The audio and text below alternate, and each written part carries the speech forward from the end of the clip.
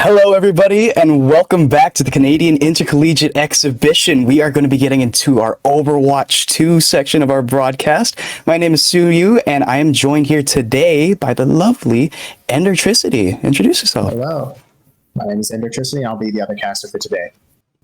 Oh, super excited to get into this. It's been a while since I've been able to get into collegiate Canadian esports here, and I'm very excited to get back into the fold here. Before I do, though, I want to shout out our sponsor, MSI. They've graciously given us some stuff to raffle away to our Canadian residents. This raffle is only open to individuals living in Canada. They got some cool swag for you guys. We got some MSI mice with some awesome gamer RGB. MSI's Lucky the plush, a little plush dragon for you, and a little lucky charm for when you want to put that on your bag. Bring MSI with you. For the next 30 minutes, type hashtag raffle into the chat, and you'll be entered to win one of our 10 MSI raffle prizes. We'll announce the winner shortly, and they'll be contacted by one of our admins on how to claim their prize. And now with that out of the way, let's get into our brackets and our games for today. So today on the slate, we have U of T going against Western Esports for our first game.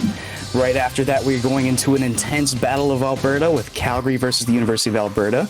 Later on in our broadcast, we'll have SFU versus Keanu, and to round everything out, we'll have Ottawa versus BC. I'm super excited to get into these. So it's going to be me and Suyu for these first two games, University of Toronto versus University of Western Ontario, and then Calgary, Alberta as well. And then later on, the last two games will be joined by some other casters we've got here. Really excited to just show everybody what everyone can do here. But right now, let's get into our teams. Let's have a look first at the University of Toronto. They're coming in strong today. They got Coco and Coodle Noodle here on DPS. Holding it down on tank is Landmank, and our captain, their captain, Arjani, alongside Anixile, will be holding down the support positions. And then now moving on to the team that we're given to Western Esports, we are going to have Brandosaur on DPS as well as, Bendy 1620.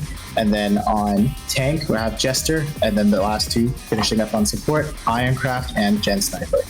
I'm excited to see Gen Sniper on that Life Weaver. Maybe we'll see it in game, and we're going to be getting into it pretty soon. This map has already been decided, and we are going to be going to the classic Lijiang Tower. Now tell me, what do you expect to see on this map? Lijiang Tower is one of my favorite maps in Overwatch, and it's even better in Overwatch 2 because those tanks are so much more powerful. I think the tanks matchup is going to be really interesting here because Lijiang, you've got the different points, you've got the different styles that you can play. Reinhardt on control center, and then you can go more towards the dive on the other two. So I'm so excited to see what we're going to see from these two teams.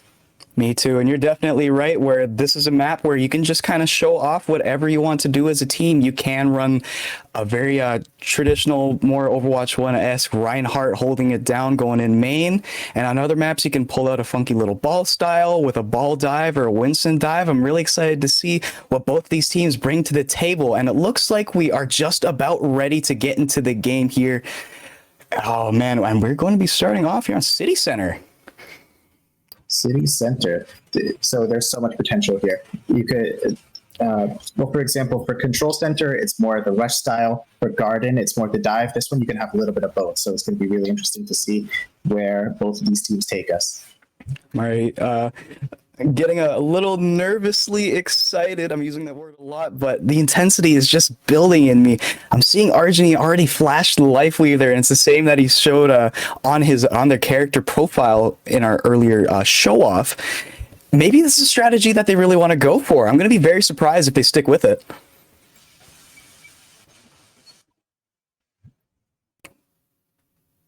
Man, it looks like they might be doing that too. There's no way. There's no way both sides go with a Life Weaver, right? I'm not No believing way. that. These guys, no, they're just doing it for spawn. Surely they must. Imagine. The world of Canadian esports is crazy. Gen Sniper will be swapping off to that BAP as we start in here. Having a look at both teams, it looks like they're running a bit of the same comp tank-wise, but they're going at it in very different ways, especially in this backline healer duo. Yeah, so it's going to be University of Toronto starting out with the Ramon, Coco on that tank, and Lamek on the support. And University of Western Ontario, they've also got the Ramacha. We've got a mirror matchup with the tanks here. So they're just starting with a little bit of a brawl in front of this point. Chaos all around as Coco starts pummeling the opposing front line. However, he is going to get the first kill, and now that gives a chance to move forward. Bendy finds one on the opposite side, takes out Coco, falls himself, but so does Poodle Noodle. And University of Toronto, they are getting the kills, but it is Western Ontario who's captured the first point. Yeah, a bit of a strange first fight there. I mean, it's a bit of a brawl, but you already see a switch coming out from Ironcraft. They want to go with a bit more speed and aggression to pair with that Symmetra, but it's not working out quite yet. Branosaur caught out on the point, and they're trying to flip it the other way, but you're right, and Western still has control of this point. Western's still in control as the picks go back and forth. An Exile falls, so does Jester. And as a University of Toronto, they've got control presence right here. They're finally flipping it over. And it does appear that Argeny really wants to run that Life Weaver. I'm really excited to see that go on. However, an Exile unable to be saved by their teammate. Western trying to hold it down.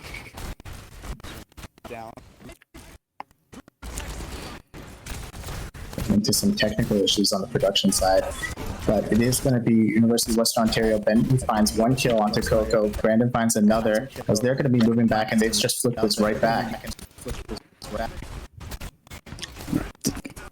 Yeah, despite the differences, I'm liking to see the back and forth here. However, RG going to a much more traditional Kiriko pick for this next fight, and I believe that's going to help them a good bit, having some more mobile aggression. Speaking of aggression, this Reaper dupe is coming in very clutch right now, as Koodle Noodle is able to use it as a distraction and get picks of their own. Yeah. Lamek has used that Echo transformation to take the Reaper. However, he is going to find a couple more picks as University of Toronto wants to make their way back into this point, but still in control. Koodle Noodle finds another pick onto Bendy on the Cassidy, doing so much damage here on the side, but Jester has got starting to make a point of his own as Coco, he uses the Annihilation, takes down two more. And University of Toronto, they're in a prime position to take this point right back. It is a very topsy-turvy battle here. Koodle Noodle really showing off what they can do on this Cassidy, a proper hit scan, proving very vital for the cohesion of this U of T squad right now. But I'm liking the way they're playing it at all angles. They have so many different heroes. They have this Echo flying up in the air. They have Koodle Noodle able to shoot out on the ground. And they're able to just hold so many different angles. It's proving a bit difficult right now for Western to come back in. Archie has that Kitsune rush available. However, he's not going to use it quite yet. Lanmeng has found one kill onto Jester with the focusing beam. However, the kills are going the other way as Gen Sniper kicks off Poodle Noodle. And Western, they want to get back onto this point. Archie falls. Bendy gets a couple more kills, beaming everyone down with that Symmetra. 3 kills in the fight, maybe 4. As University of Western Ontario, they've taken back this point. 81%. It is starting to build on both sides percentage-wise here. Are they able to hold out for the rest of the round, or will they fall very soon? They don't have too many ultimates coming online to sustain their ground. However, this Echo might come in soon with the duplicate again.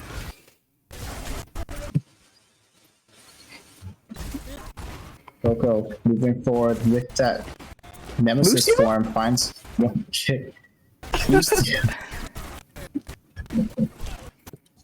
A bit of a Dupcio there. Might be a bit of a misplay. However, Coodle Noodle showing that they can just do whatever they want all the time. That's going to be a full 5K wipe here for this U of T squad. They are showing out right now, and they want to hold this ground.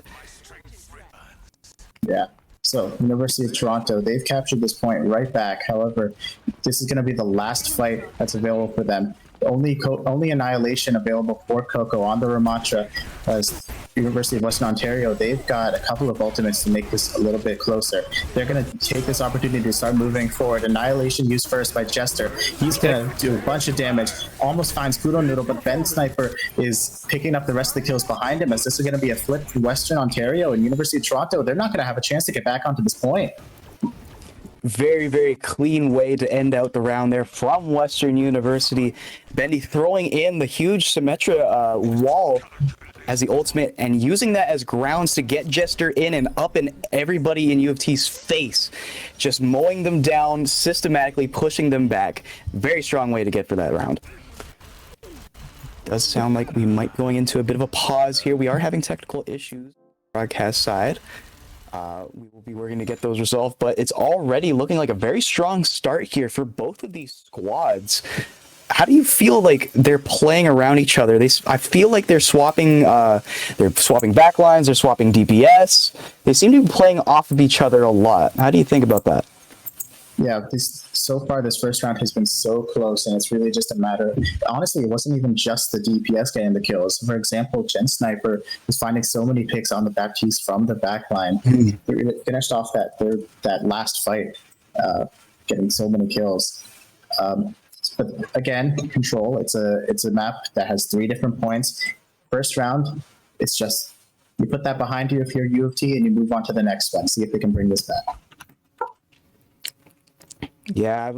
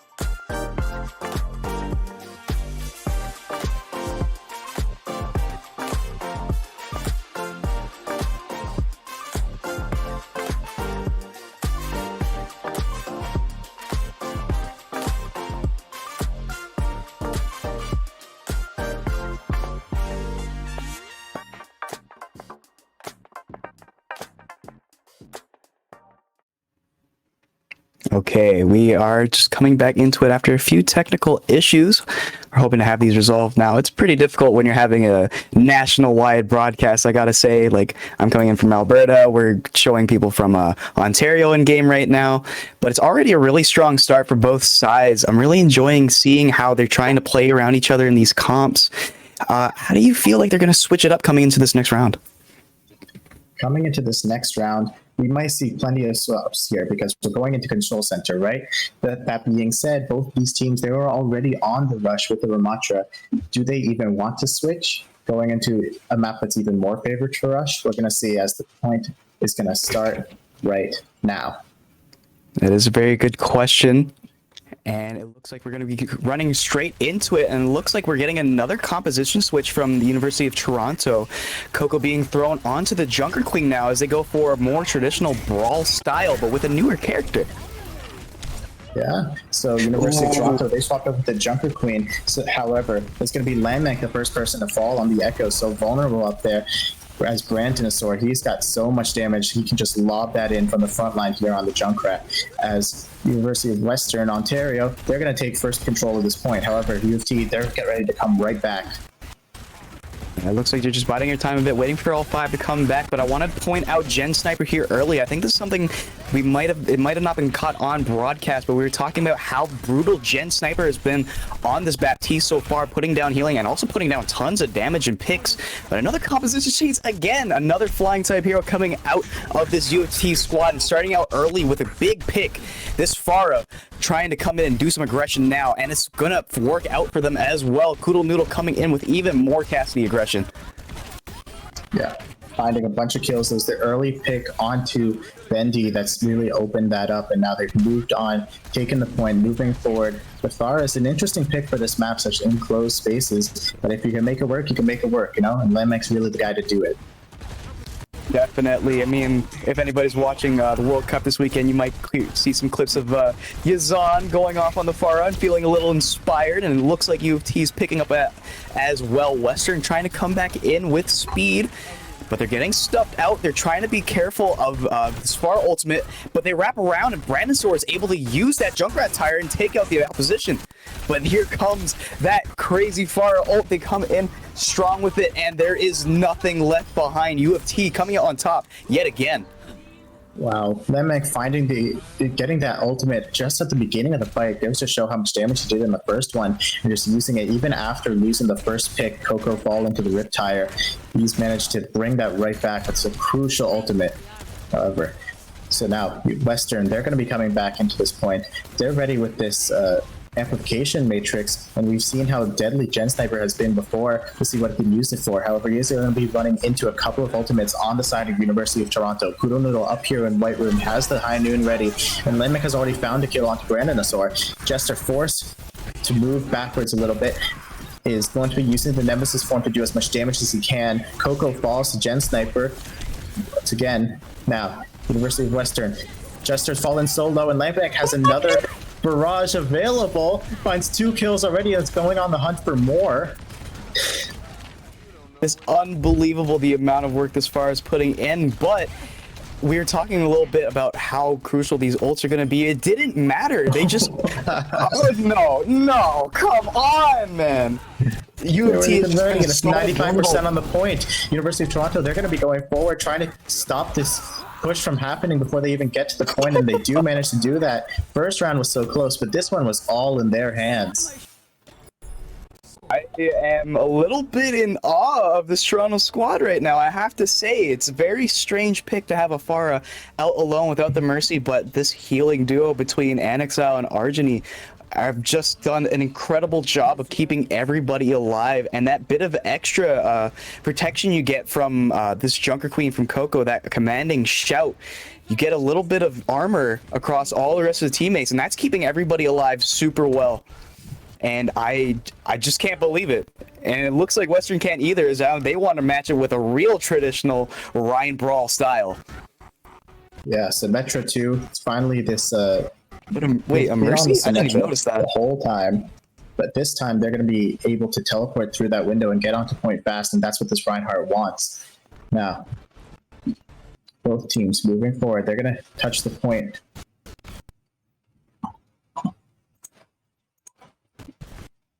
There you go, getting onto the point now. Yeah, exactly like you said, Jesper wants to get point control early and start wrapping around. I'm very surprised to not see a Lucio on the side of Western right now. I'm hopefully believing that they can funnel in some more resources with the Mercy to get some more damage boosts going through. It's a very chaotic fight happening on point right now as bit rate starts to fall a little bit, but Jester is the one to open up the action here on this third point, taking out Anexile. Hopefully be able to converge afterwards. Yeah, Lamek, he's back onto the Pharah, trying to poke some damage through the window. However, he's going to be forced to fall back. It's healed up by the Ana, and now they're moving forward again. Pluto Noodle finds a kill onto Brandanosaur. It's rezzed right back. However, Ironcraft gives his life for that as Landmark has moved forward. Already got the barrage online, but it seems like he doesn't even need it to secure this first point. However, Western did get the first flip, so it's up to Toronto. They're going to switch that right back and start building some percentage up over their own. Kind of feels like we're seeing a real ring around the rosy in terms of hero picks here. Coco switched on to the Winston now. I feel like there's only 2 and 3 tanks we haven't seen so far, and it's only the first round of this best of 3. Jester and the rest of the Western squad want to wrap around, going into White Room. Teleporter coming through, and it looks like he uses it, but they get taken down immediately again by Landmark. Landmark finding a kill before the Western could even make it to the point, forced to burn that res early on. However, he is still going to be up here raining down shots onto Western, doing so much damage, and he's found the kill onto Ironcraft again. So Western, they're going to have to go either push this without a healer or back up and just give the point over to University of Toronto. I gotta say, I'm not sure if the Mercy pick is working out on the side of Western right now, especially after another brutal barrage here from Landmark finds them out in that White Room. Gen Sniper just forced to fall off the map, but they don't really have a lot of mobility when you don't have the Lucio to aid that Reinhardt, and they feels like they recognize that. But instead of switching on to Lucio, it looks like Jester wants to play the D.Va and really lay into this Pharah. The D.Va, it's a good swap where he's going to be able to go up to the Pharah, contest the high ground in the skies a little bit. However, it's going to be so difficult when your DPS are getting taken out like that. Arjani on the Ana, finding a pick onto Bendy, switched over to his own Pharah. Kugel Noodle decides to use the High Noon. Isn't going to...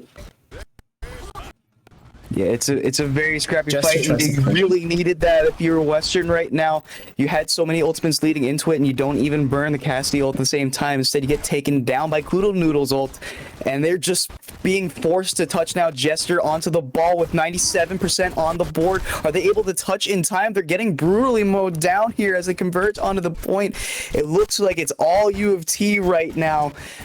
And in the dying seconds here of this game, it's just going all in a sea of red for U of T, and they are able to take Lijiang Tower after a bit of a rocky start, able to finish that out in absolute style. Yeah, it was a rocky start. First match was a lot closer than Toronto wanted it to be, but they do close it out in round 2 and 3, and it was really up to this great swap from Lenmek. It felt like Western, they didn't know what to do about the Pharah until just the last second, and already too late, as we see some of his highlights here.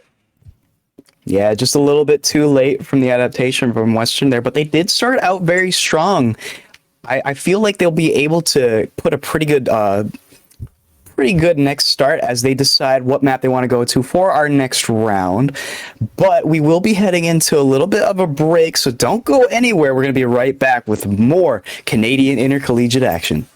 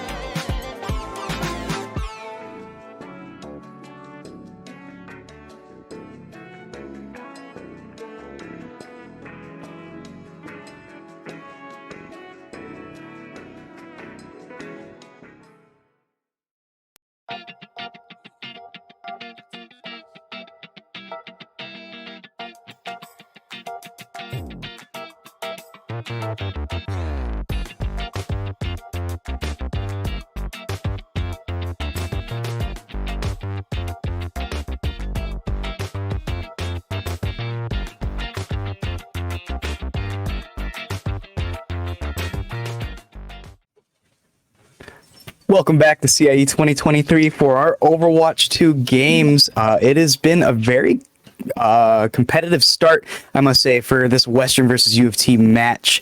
It did go to U of T for the first Lijiang map. However, on Western's map pick, they have decided to go into King's Row, the eternal Overwatch classic. I am super hyped to get back into some King's Row. I am very excited to play this map. I'm very excited for you guys to actually see this map this time around. Hopefully we've got all this technical stuff behind us, and I'm very excited to go in.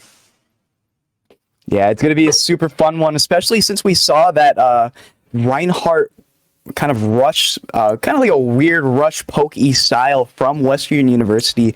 I'm excited to see how they're going to play into that on Kings Row, a very Reinhardt-centric map, if they're going to switch from that Mercy to the Lucio, or if they're going to run with what they did before.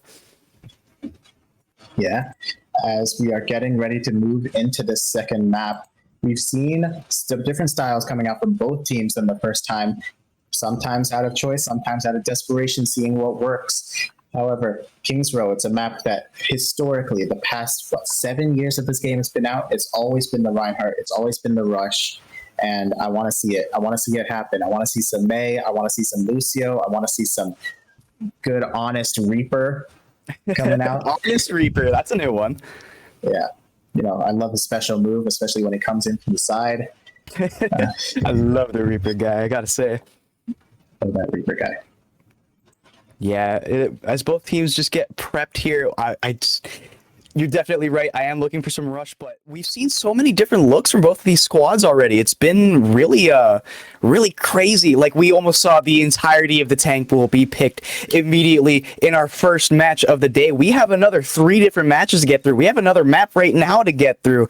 And it looks like both of these teams are super adaptable, looking to play into each other, make swaps as needed. But right now, I'm really looking at Toronto right now. They're playing such a cool composition. They look like they want to have one hit scan. They want to have somebody flying up in the air, and everybody else is just circling around Western and crushing them from the outside in. It is a super fun game plan to watch, and I hope somehow on the tight walls of Kings Row, they'll be able to continue that style.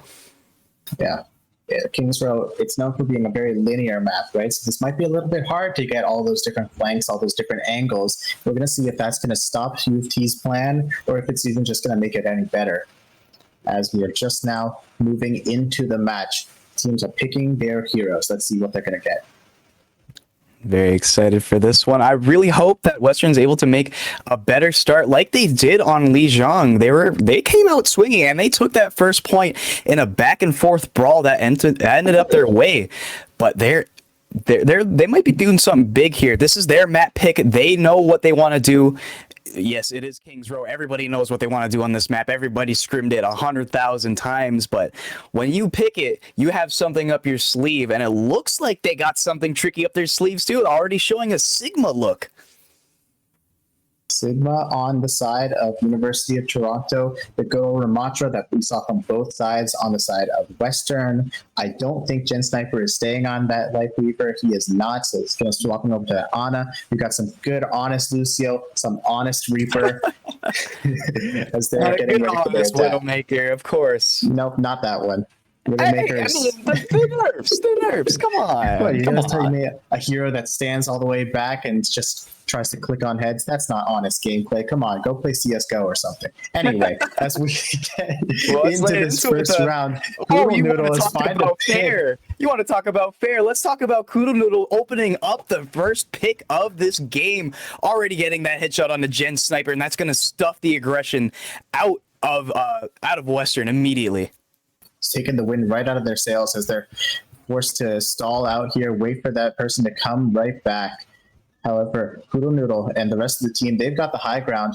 And is Western going to go all the way around, try to contest this high ground from the back? They are, but they wait a little bit kill. too long. They wait a little bit too long, and Gen Sniper is caught out in the front again. Koodle Noodle showing so many different looks, not necessarily needing the hit scan to do tons of damage here.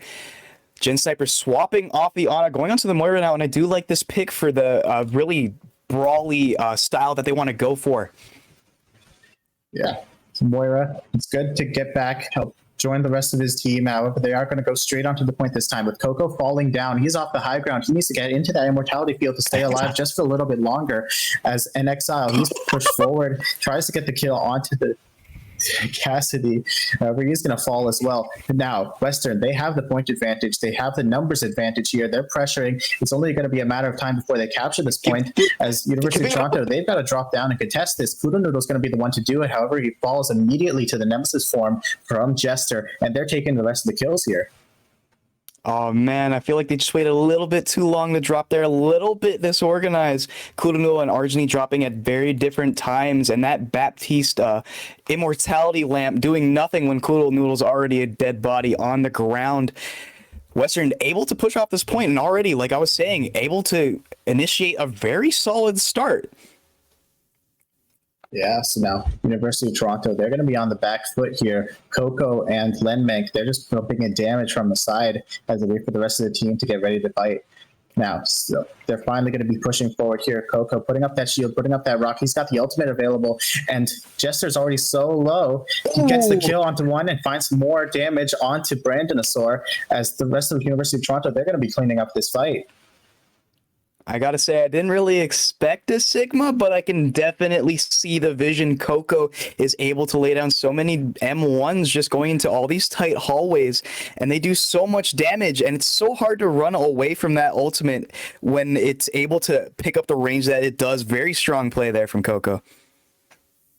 Western, they're going to be taking this high ground, sees the advantage that he has with Coco, with Koodle Noodle, I should say, on the high ground here. They want to take that advantage away from them, as they're going to be pathing all the way around, trying to get to this point. Lenmek, he's in a tough spot here, gets the immortality field, but he does fall anyway. However, Chester, he was slept, and however, Bendy is going to be finding the kills, but it looked a little bit dangerous for them, as Argeny, he used the amplification matrix just to get one kill in that fight. As we look to the ults now, I was about to say something, but they just kind of took my breath away. U of T, Landmark looking to swap onto the Genji. I'm a little surprised. I feel like they were doing solidly well, but looking for a bit of a different look coming into the second half of this point. U of T, they're coming back. Landmark on the Genji, as you said. An Exiles rally is going to be the only ultimate available they have to work with, unless Coco can build this. Bendy. Now Jester, he's going on the aggressive, has found one kill onto Archie already. However, he is anti-healed, and Coco's got the flex online. Picks off Jester already. However, in Exile, he's going to fall to the high noon, as Western, they now have an ultimate advantage, the person advantage, and they've got the nano boost onto the Reaper. Spin to win. However, he gets deflected by Lenmek. However, they need to touch this point, and they don't. University of Toronto, their numbers just dropping so low, and they can't contest.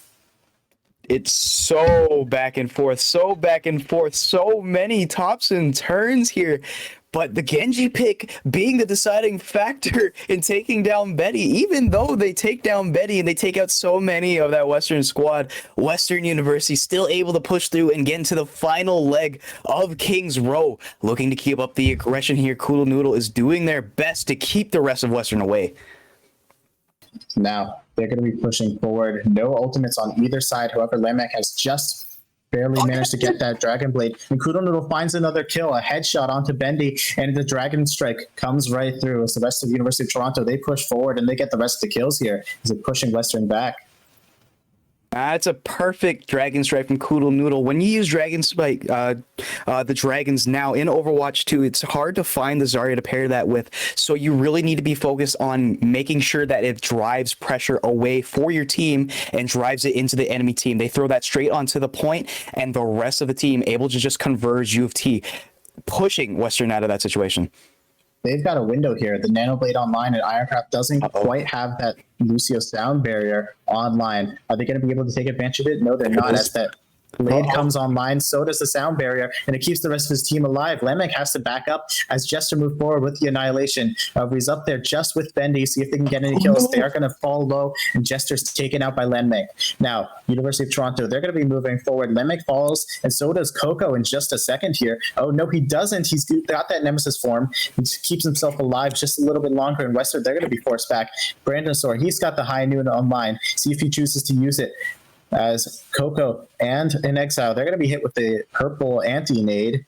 Is so back and forth. The ebbs and flows of this fight. As Coco, he's got the Annihilation online, and he's going to be pushing forward, pummeling Jester, pummeling the rest of Western, force them back. It's just like watching a teeter-totter on the school playground, going up and down, back and forth. It's crazy the amount of damage these players are doing to each other. Some people might have called what Jester did a misplay. They pushed in super hard, trying to push U of T all the way to their spawn doors, but it allowed them to get at least halfway through this payload here. And even though it's a scrappy fight, they still have a little bit of distance. And when you come down to it now, it's a game of inches. Both of these teams are playing up into each other's faces. It's going to be a brawl. But you want that little bit of distance. You need that little bit gain bit by bit. But Bendy is here in the back with the Beyblade to start cleaning up. Gen Sniper putting in a bit of work too, but it is Bendy coming in with a 3K and finishing off this Genji. And they are going to keep going with this point. Western coming to the final leg here on Kings Row. Where did he even come from? Must have teleported all the way to the back coming in. They did not expect that Death Blossom. And however, Kudono doing what he does best, finds a headshot onto the Cassidy. And University of Western, they have some ultimates online. However, they're going to have to use it in order to keep this fight up with a man down. Lemek takes out the Dragon Blade, finds one, finds two to support, and the Reaper already dead on the side of Western. They don't have a lot of time left. They're going to have to die and regroup here. They do not have a lot of time, and realizing that, Bendy switch over to the Sombra just to get a touch, and they want to keep the ultimates on Jester and Brandanosaur so they can have some pressure, but they're running out of time, and they're starting to get poked out here early by this Genji. Bendy on the Sombra almost falls, however, teleports away just at the right time. Only a couple seconds left before they have to touch this point. Jester gets slapped. He was the person that had to do it. Gen Sniper on the Lucio just barely managed to get a touch. However, the rest of his team is falling around him. And the point is going to stop here. Just falling short, barely short of reaching the end. Western, I still think, had a really impressive look throughout the entirety of that Kings Row. They're looking strong, and they look like they found a comp that really does work from them, having to drop in inches just at the very end to get a little bit of point pressure further. I am so blown away by the adaptations by both of these groups. You can see within a team fight, it doesn't just end when one goes down. They're able to, both sides are just able to take that. I was like, okay, you take one of ours, we'll take one of yours. And they just keep going back and forth in this beautiful battle, man. It is such a beauty to watch. I'm loving the adaptability on both sides. As you said, the back and forth, every single one of these fights is so scrappy with so many different heroes that are the ones that are right there in the cluster on the front line, or on the other hand, you also have people like Kudo Noodle who are constantly raining down shots from the back. It feels like any one of these fights can go either way. It has been a joy to watch, especially these backlines are a bit more oppressive than you might normally see. I want to highlight Exile for a second, being super offensive on this Brigitte. We saw it at the beginning of the first point earlier. They were just trying to hunt down Cassidy's, move everything out of the way, and just clear a path for their team. You can really see the teamwork coming out of UT, and they want to keep it going here. Kudonua up on the high ground alongside of Whittle, trying to get some early game headshots. UT, they're not going to be taking their attack on this point. Coco up in the front. However, we're actually seeing a bit of a flip here because Jester's now on the Sigma on defense, whereas University of Toronto, they've got Coco on the Ramatra. However, Western, they're starting to find some kills. Both snipers down. Yeah, very strong start here for Western yet again, but this time on the defensive side, they're able to open up the picks here. Jester getting a late pick on an Exile, and it's just going to keep steamrolling here for a bit. I am kind of enjoying the composition that Western's starting to look with for the beginning of their defense. They're coming in with this Junkrat to put in some early poke, get some cheeky little aggression while having Brandistor to put out some consistent hit scan damage. And that's going to continue yet again. There it is. Found another kill onto Argeny, and without their main healer, University of Toronto, they're going to be forced to fall back a little bit more as Jester finds another kill, further taking off the time from this clock. One more.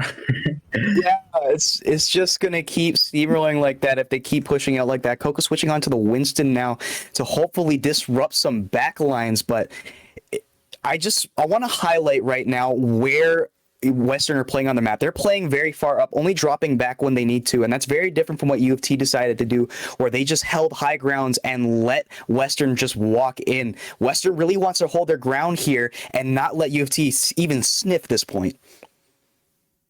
We saw some nice moves from Bendy right there, just breaking Coco's ankles on the Winston. And he's got the nano, but he can't even get any kills. It's a perfectly timed gravitic flux to push him away. However, now U of T, they've got point presence, and Brandon Asor on the soldier. He's got the nano, the tactical visor. So he can get any kills there with it, but it's Bendy who finds Landmech. However, it's a nice anti-nade that's come in from Argeny. Even though he falls, the rest of his team, they're getting some kills. Coco finding Bendy as well. Jester still here on the point, but he is surrounded, and he is going to fall as the University of Toronto. They've managed to take this first point.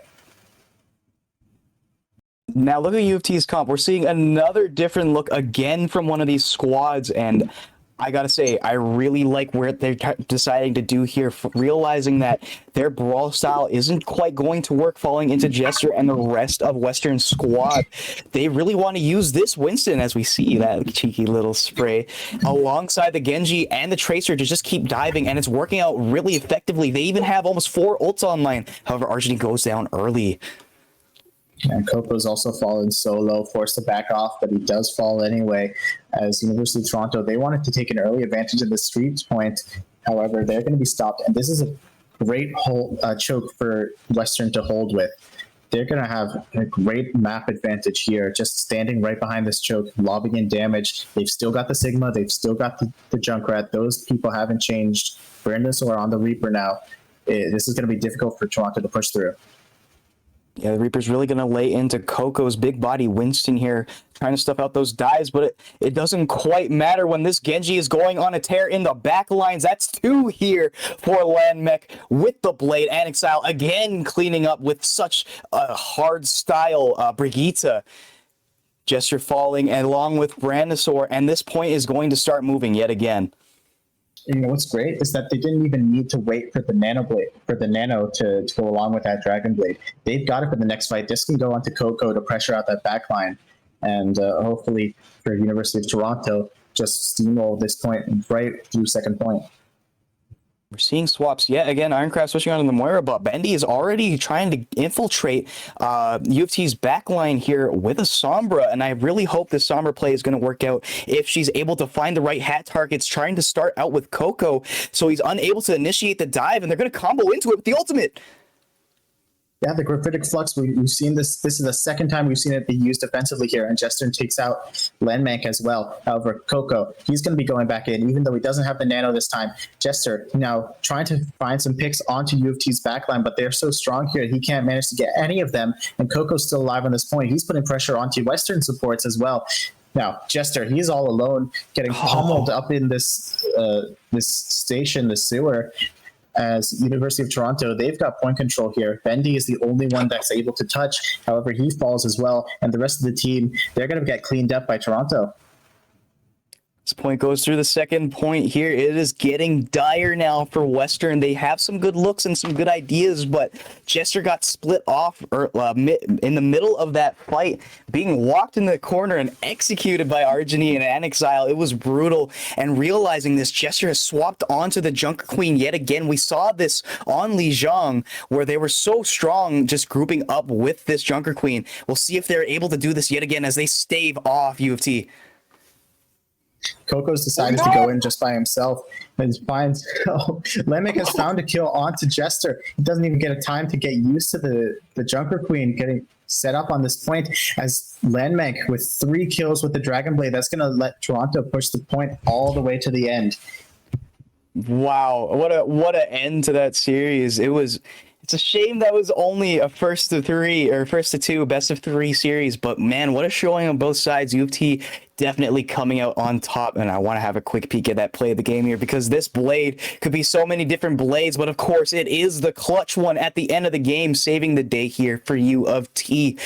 It has been, I can't get over how many times both of these teams wanted to switch around and change their styles and really show off that they can go with a Junker Queen brawl, they can go with a Ram brawl, they can go with a Rhyme brawl, they can go with a Pharah poke. Like, both these teams can do whatever they want, but it is Toronto that shows up here today and puts it all out on the line, moving on in our top 8 bracket here.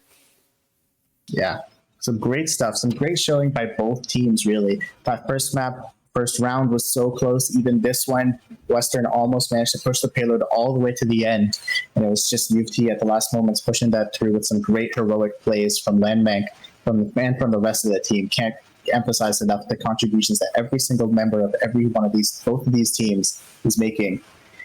As Absolutely. That concludes our first game of this bracket. However, we are going to be coming back with some more. So right after this, it's going to be going on to University of Calgary versus University of Alberta, and we've got 2 more even after that. I'm so ready. I'm ready to get into the other games. Yeah. We'll see you on the other side. We'll be right back.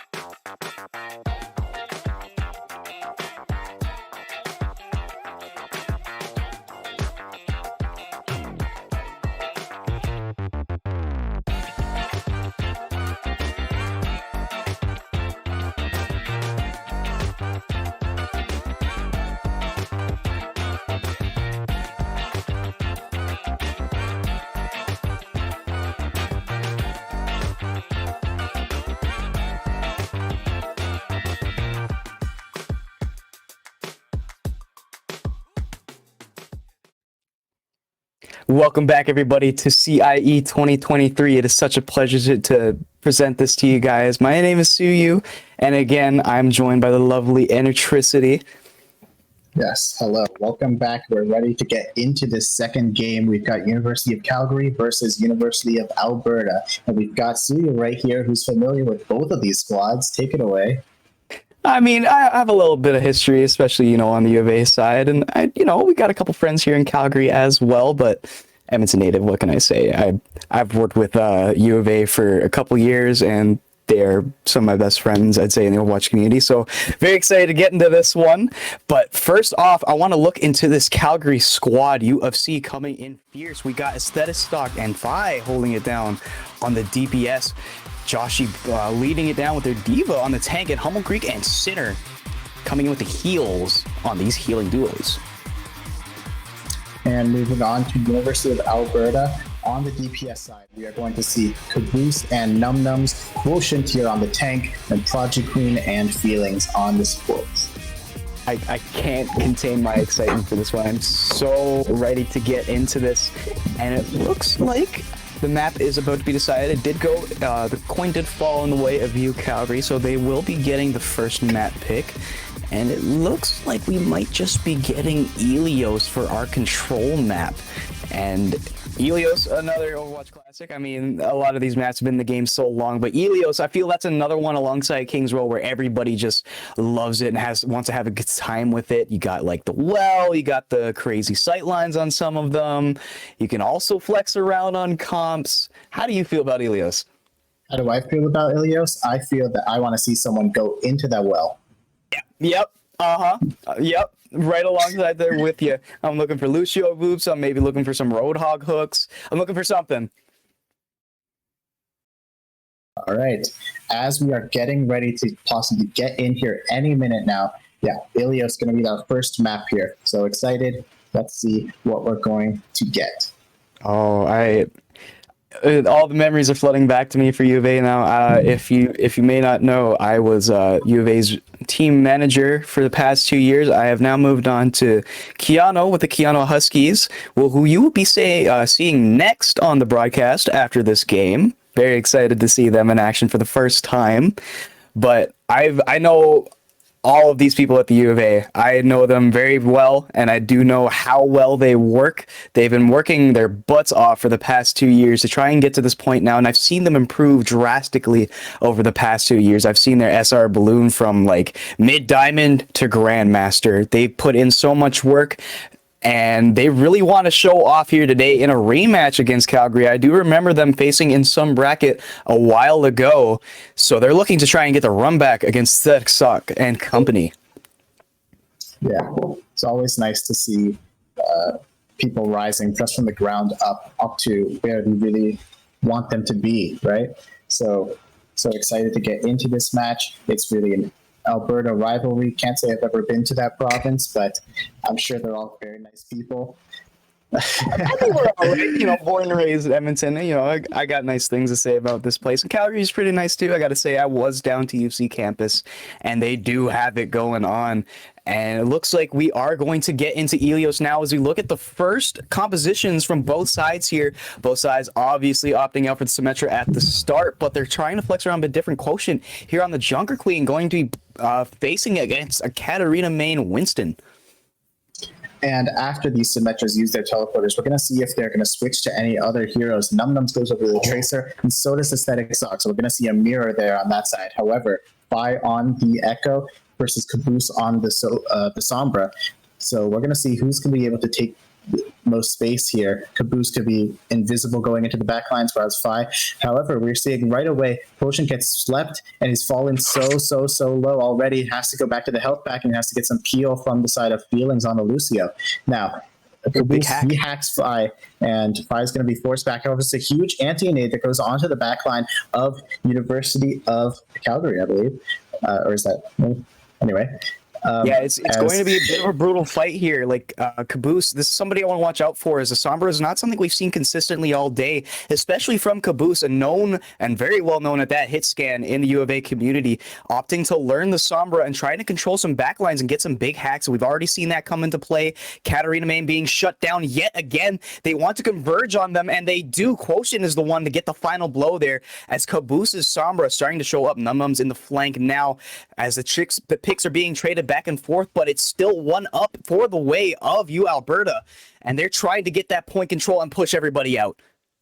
Yeah, Calgary, they got the first point here, first point capture. For Alberta, they're pushing it right back as Potion and Num Nums find 2 more kills. However, they have not managed to take this point quite yet, as Katarina main, he's already back and has found the kill onto Num Nums. Finally, this point flips over to U of A as they're pushing the rest of Calgary right back to their spawn. Very, very solid hold there, I must say, from you, Calgary, pushing that all the way to 42%. I didn't even really notice that it didn't flip over.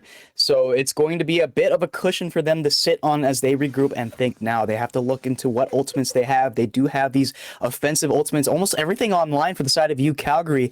However, Caboose might have a brutal EMP here if placed correctly. Potion goes in with the Rampage first, gets so many bleeds, so many anti-heals as Num Nums and Caboose, they find some kills to follow it up. Vi gets one in return, but it's not going to be enough as Calgary, they're going to be pushed back. Yeah, it looks like U of A will be able to stave off the rest of the attackers for now and hold on and surpass U Calgary in the percentage lead. They want to build on that, and Caboose still has this brutal EMP ready to go, maybe looking to set up for it. However, it looks like U Calgary already has another 5 ults ready to go online. They're going to start with it early with the nano, but they're shut down immediately. Quotient and Caboose coming in with pincer perfect precision to shut down U Calgary before they even get a chance to start. What an incredible EMP. Hits all 5 and the rest of Alberta. They're just following up right away, getting those kills before the fight could even start. And Caboose, he's not done yet. He continues to go into the back, tries to harass this enemy team and get a couple percentage points back to that ultimate, see if they can win another fight with it. As Alberta, they're building up percentage points. They've almost gotten this point right away. Humble Creek trying to push out early, but that Brigida rally is already shut down. 5 switched onto the Junker Queen to try and keep some momentum up. We're now even on both sides. Quotient has gone down, but this backline from Alberta is still up and ready to go. Num Num's looking for the stick, not quite hitting it, but Project Green's able to take Fi out of the Echo dupe. It is a brawl here on the point as we push into overtime. Now Caboose is the one to keep it going, getting 2 picks, 2 huge, crucial picks here for you, Alberta, trying to stave off the rest of you, Calgary. Katarina main being the only ones remaining, along with Aesthetic Stock and Humble Creek, trying to get some pressure back, but another EMP from Caboose on the point, trying to push everybody off. It's amazing how U Calgary is still contesting this point right now, but it won't be for long, as U of A are the ones to start off with the first game of this match. Yeah, Aesthetic Stock managed to get a great kill with the Pulse Bomb right at the beginning of that fight, but it wasn't enough for the rest of University of Alberta pushing past that point into UFC's backline and getting the kills that they needed. Now, They're going to try to switch things up. We are suing a Roadhog. I hope Potion sticks with that because I want to see someone go into that well. Absolutely, and not only that, they've also swapped into a Pharah with the Mercy this time, differing with what University of Toronto opted to do before. It looks like Calgary, however, wants to keep mostly consistent with what they had before, but Spy might be the one to switch onto the Sombra now and keep that hack pressure on, just like Caboose did before. Symmetras go out, teleporters go out, and the tracers have swapped. Okay, so we're seeing another tracer matchup here. Like you said, Far Mercy on the side of University of Alberta. As Calgary, they're going to be the ones taking the point presence here. And Potion already hacked up, falling low. It's Prodigy Queen. She's going to be keeping the Junker Queen healed. However, it's Num Num's getting the first kill onto Phi, and Caboose following it up with the pick onto the Ana. As University of Alberta, they found an early advantage on this point. Strong start here. This Far Mercy is working out really well immediately for you, Alberta. That point presence known, and it's going to be difficult for Calgary to contest this with only the Echo up in the air to contest both flyers of Far and Mercy. It looks like Katarina Main is waiting for the rest of you, Calgary, to group up as Alberta's already ticked up to about 15%. 15% on the side of Alberta as Calgary, they're prepared to go right back in to this point. Katarina Mains, he's trying to find an opening somewhere, some way to find a place to jump onto the opposing squad. However, he's taking it too much time as Caboose has found a kill onto Humble Greek as well. And without one of their supports, Calgary, they're going to be so much more vulnerable here as Bramblelime falls as well. No healers left in this fight. It's a rough round so far for you, Calgary, and I'm kind of glad we switched to Phi's POV for a second there, as I wanted to highlight exactly what the problem is when you're trying to deal into the Far Mercy. It is difficult to try and determine who you want to shoot at first, but you need to shoot at that Mercy first, because if that Mercy doesn't go down, Caboose on this Pharah just gets continuous healing, continuous damage boost, and is able to survive whatever Phi is throwing at him and just clean up. Yeah, so typically what people say to do when you're up against the Pharaoh Mercy is go after the guys on the ground, right? Because at that point, it's a 3v5 on the ground. However, Num Nums has found a kill already, and Caboose follows it up onto Phi. Humblebee gets the res, but Potion finds another kill. And as I was saying, these guys on the ground with Potion on the Junker Queen, they're so survivable. Prodigy Queen, she can just teleport out wherever she wants, and Num Nums, how are we going to pin a Tracer down? So this is going to be so difficult for Calgary to push forward, as Alberta, they've already got 89% on the point, 90 now, climbing up to that 100%, climbing up to finish that point. No! That's such a brutal pick for you, Calgary, to go down like that Aesthetic Stock. Probably the one that wanted to touch the point there, but just falling right into the hands of Caboose and the rest of the U of A squad. They're going to nail Katarina Main. However, Bramblelime has already gone down. That's so much healing lost already for you, Calgary. They get the res onto Caboose to keep up this offensive pressure. The point is almost already flipped for you, Calgary. Phi has swapped onto the Junker Queen for this duplicate, doing damage and beating Quotient in the tank battle. And it looks like you, Calgary, might be able to stave off this aggression, but not for long. Humble Greek's already down. Caboose is back in action. Feelings heating them up, and Num Nums is able to win the Tracer battle. It is such a scrappy fight here, coming into overtime yet again. Bramblelime trading out Num Nums yet again. It is Bramblelime again taking out things on his own accord, and it's finally going to flip by the side of you, Calgary, after a very turbulent overtime. I did not expect it to go that way. Bramblelime doing some great work to find 2 kills on the Ana right after healing up the rest of their team. Now, University of Alberta, they were pushed back, and they used so many ultimates in that fight, thinking that they were just going to finish it out. So now the ultimate advantage, that's gone over to University of Calgary. They might have a chance to bring this one back. Because Bramblelime, they're going to take the high ground now. But however, forced back by Caboose. Doing so much damage, and Caboose goes in for the kill. Like an AC 130 flying down. The kill streaks activated now for Caboose, and wanting to use them to his advantage. This team is doing so much work to keep him alive and kicking. It is 5v3 now for this U of A squad, with the barrage starting to clean up. Katarina Main has gone down along with Humble Greek, and that is just going to do it. A amazing starting 2-0 here for you, Alberta. I'm a little speechless. Those last 2 fights, they got me kind of going, I gotta say. Yeah, it was looking a little bit dangerous from the side of Alberta, as they put so much investment into the previous fight that they eventually lost. That I was wondering if if they were going to be able to bring that back. However, it is some heroics from the side of Caboose. Even though Caboose was the tip of the spear, it was really the whole team as they were coordinating their dives and getting everything ready for just some amazing play on Ilios. Absolutely. I'm a little blown back of the improvement from you, Alberta here, but I can't really be that surprised. A little bit of insider information. They are actually head coached right now by Coach Zion, or G as some people in the community know him. And if that name rings a bell to you, you might have seen him head coach for Team Argentina for the Overwatch World Cup this weekend. Keep an eye on them as well. It is some amazing coaching talent they have on that roster right now, and I think it's definitely showing through. They're showing that they can keep some really consistent looks, but with a little bit of change around from Caboose going from hit scan to Assombra for the flanks to some crazy far offensive pressure alongside Feelings able to adapt to them. They're showing a lot of offensive pressure, and I'm a little nervous for you, Calgary, even going into their map pick.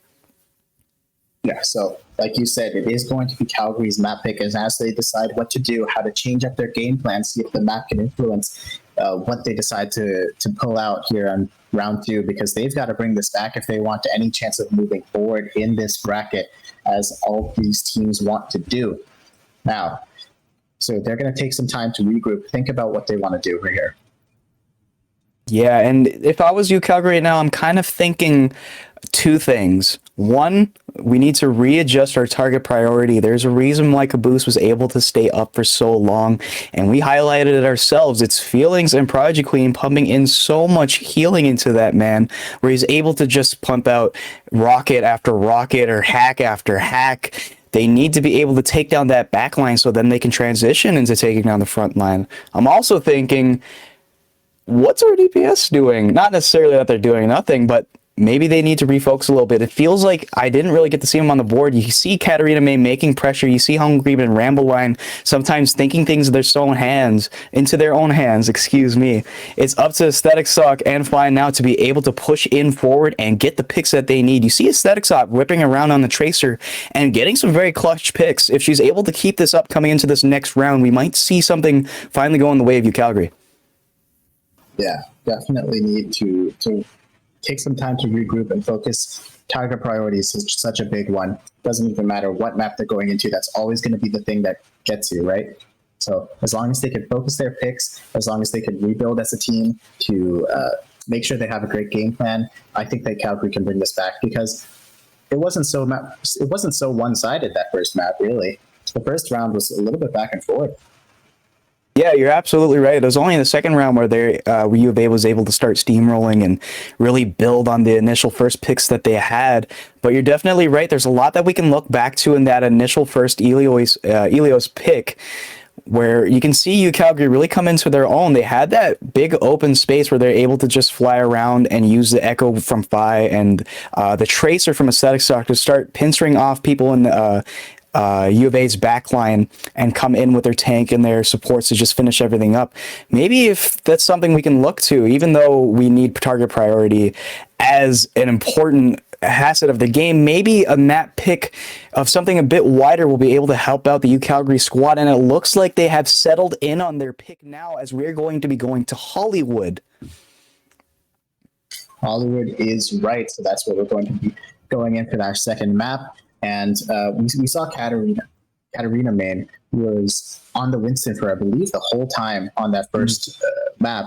And Hollywood, especially that first and second point, that's something with a lot of high ground that you can play around, right? So Winston pick is definitely going to be helping them out a little bit as we wait and see if Calgary can start to bring this back. Absolutely. I feel like from both of these squads, we're seeing a lot more stability from the team compositions, very much differing from what we saw in the first game against U of T and Western. They have a bit of a core they want to build around, and UCalgary seems to be very focused on this Winston dive, as opposed to Alberta's Junker Queen Brawl. And especially on a map like this, where, as you stated, they have such more open space, especially look here on that second point where you have so many places to roam around. It's going to be difficult if Quotient wants to stick onto this brawly comp style and start flanking into this, because where do you go? You have so much space to fall back if you're U Calgary. Academy making weave in and out. Aesthetic stock on the Tracer, able to just go in around so many different places. This might be the map for them. Like you said, yeah. Because this is going to be Calgary's opportunity to bring this back as we start to see some heroes locked in. These teams getting ready to start their attack, start their defense. So it is Katarina Main is sticking onto that Winston, and I like that because they're going to have so many opportunities to take the high ground as Calgary is on the attack here. Watch our flanks. Yeah, definitely. Like Quotient, like as we were talking about earlier, opting to stick on the Junk Queen, which I am a little surprised about. However, Caboose, the flexibility from this man is going crazy yet again. We're seeing him go onto this Cassidy now, going back to his hit scan roots to try and lay into Phi, who has switched onto the Ashe right now. And as we are getting out of the gates here, going to see whether Calgary can bring this back. Katarina, so they're starting to scope out what exactly University of Alberta is running, and it's mostly the same thing. The only big difference is that Caboose has opted to not go for the fair this time around, sticking onto the Cassidy. Now, Katarina, who's already found one crucial pick. Nums is out of the fight. He's not going to be able to take those flank routes, and that's huge for Calgary. They're not going to have to really watch their backlight as much as they're getting ready to stage for the second dive here. Katarina moves in, already doing so much damage onto the backline and pushing them back. Aesthetic Sock taking the point, but also trying to help it out. Now, Quotient is the only person up on this high ground doing so much damage onto Humble Greek. However, in the meanwhile, Katarina Main Faithful on point, and so has Humble Greek as well. And they started out so well, but they couldn't make it happen. I gotta say, this positioning right now from U Alberta's defense has been world class. Quotient is playing up on this high ground in front with Feelings, where Feelings can just kind of drop back on the Kiriko whenever he wants. But it's Caboose, Nunums, and Project Queen all bunkered up on the second stage of that high ground. And we saw Katarina Main try to dive in and get nothing done. They just hold their ground so effectively, pushing out U Calgary. And yet again, Katarina Main caught out at low again. Yeah, Phi is trying to take some pot shots from down on that side. However, not going to be able to find any kills quite yet, as Nums is going to be on this point. Katarina Main doesn't know where to go. Gets slept, gets nanoed. What are they going to do here? They're trying to push through this side. Almost finds the kill onto Quotient. Needs to finish that off, but in the meantime, what's going on point? Phi has found 2 kills as well. Nums tries to bring it back with a pick onto Rambo Line. However, Phi has found a third in this fight with the Dynamite, and Aesthetic Sock is cleaning up. That is going to be University of Calgary taking his first point. And that's exactly the type of split off you're looking for if you're U Calgary right now. You want to split off these two as much as possible. Quotient finally getting caught out way too far in the back line there. And Aesthetic Sock and Katarina Main were able to just converge and pincer him off while the rest of the squad was able to clean up on point. Now moving into the second part of this map, it looks like they don't quite have the nano yet as they just burned it on the Calgary side, but Project Queen does have it up along with an almost 5 slate of ultimates. Quotient is the one to open up the picks as well as Phi and Humble Greek caught out really effectively on the high ground. Quotient, you could even see on that POV there, even landing that knife before the recall from Aesthetic Sock. But with a numbers lead, U Calgary kind of wants to drop back here and let them regroup so they can get back up to 5. Yeah, some great kills from Quotient on the Junker Queen on that high ground, pushes away Calgary before that fight could even really start. Now Calgary, they're really coming back in. They want to take this high ground. They're not going to let Alberta have a monopoly up here. As Katarina, they're trying to figure out what they want to do here. Jumps onto the back line, however, not going to be able to do so much damage here. Has the Primal Rage if they need it, and they do. Knocks Cassidy off the high ground, however, is that going to be putting him in a different position? Caboose finds a kill onto Aesthetic Sock. She's going to fall as Katarina on the tail end of this Primal Rage tries to do some more damage in the back line, but does manage to find a kill.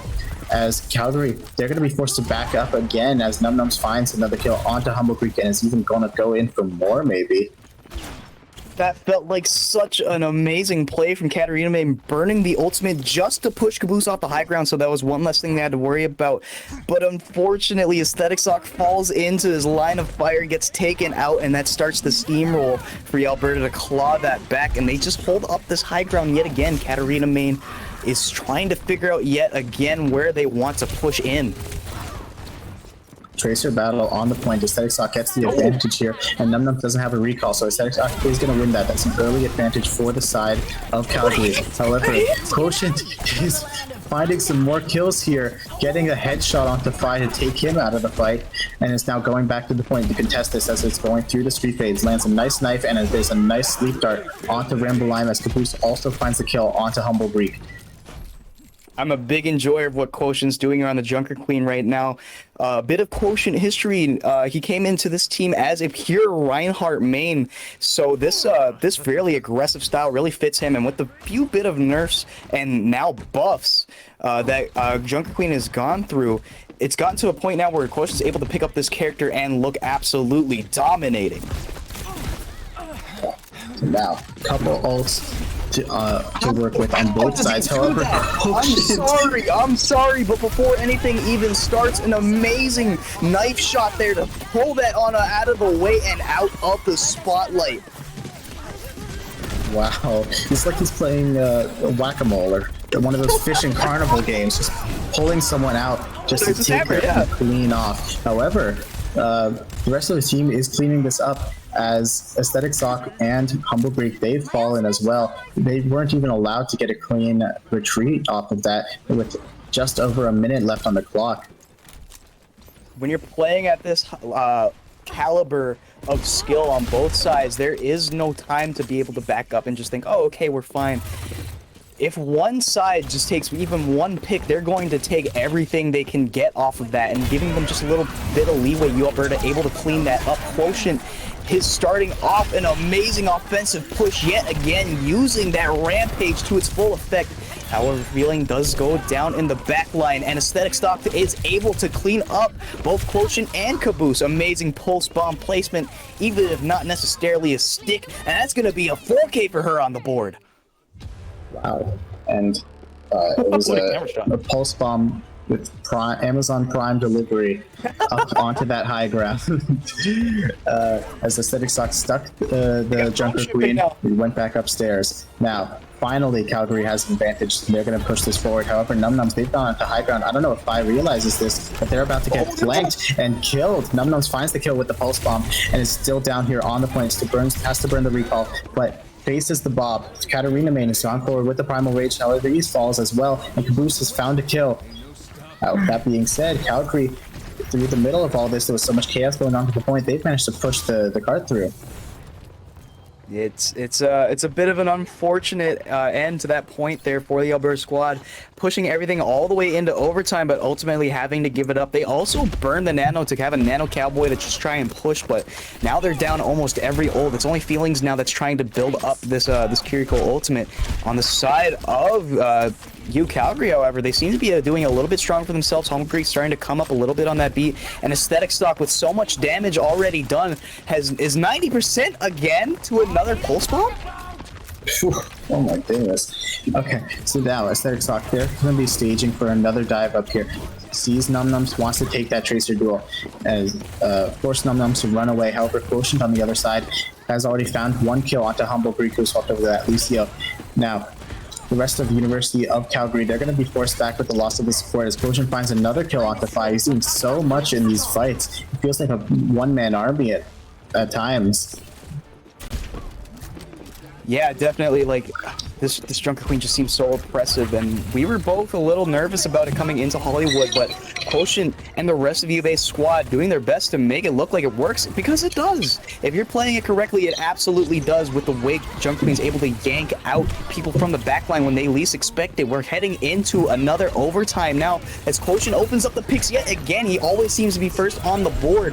Humble Greek left off as Stock able to find a clean pulse bomb.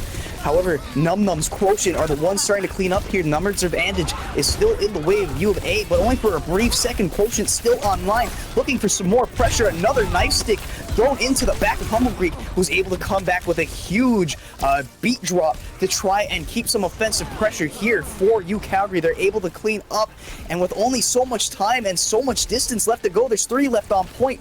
Does U of A have enough time to get back? It looks like they just might. This one's on point now, but Caboose goes down early. There's so much aggression gone. Katarina main up in everybody's faces at spawn. They're trying to flank around Num Nums. Feelings doing something, but ultimately giving it up in the final clutches of overtime, Calgary is able to come out on top. I thought that was over and done when Quotient got those picks, but it's the rest of the team that are able to rally together, especially Humble Greek. The swap onto Lucio finally gets the beat drop, the sound barrier keeping everyone alive, and that allows them to push through past Quotient. He was almost had another rampage online, and that could have ended the push right there, but some great work from Calgary as they do manage to finish out third point, finish out the map. Something just kind of activated, I feel, in the souls of the University of Calgary, Aesthetic Stock, Katarina Main, Phi, Hunger Greek, Ramble Line. Something has just kind of unlocked for them throughout the second half of that map, and they look strong, they look fierce, and they look hungry. They do not want to go down as just some O2, or they want to take this back. This is their map pick. They want to have aggression, they want to look strong. If they're unable to hold this off now, this overtime might be getting dicey. Yeah, something just snapped, So Calgary, they're going to be on the defensive side now. It has to be said, they finished out the point, but they finished it out in overtime. So if Alberta manages to push this point all the way to the end, it is going to be their, the onus is going to be on them to finish out the point just with a single tick onto first. Finish out the map, I should say. Now, Alberta, they're moving Caboose back to the Farah. Oh, This is what we know they're good at, something we haven't quite seen yet this match, though, is Quotient's Winston. This is going to be a bit of a different look for him coming onto this tank pick, but it might just work very well with how Caboose wants to play this. He is coming in with speed, moving in with Quotient like they're a dive comp. Not quite working out those Ramble Line, is able to nicely land a headshot on a Num Nums. Finds one kill to open up that fight. Now, University of Calgary, they're still holding on to this point as Alberta's going to be forced back. However, Caboose on the trusted Farah finds one kill onto Ramble. However, it's traded out right away by Phi. And are they going to choose to retreat, or are they going to stand back? Now, Quotient on the Winston. This is something new, like you just said. Finds the kill onto Phi, going forward even more. Humble Greek is struggling to get away from the claws of this Winston. As Quotient finds another kill onto the point. However, the rest of Calgary, they're coming back.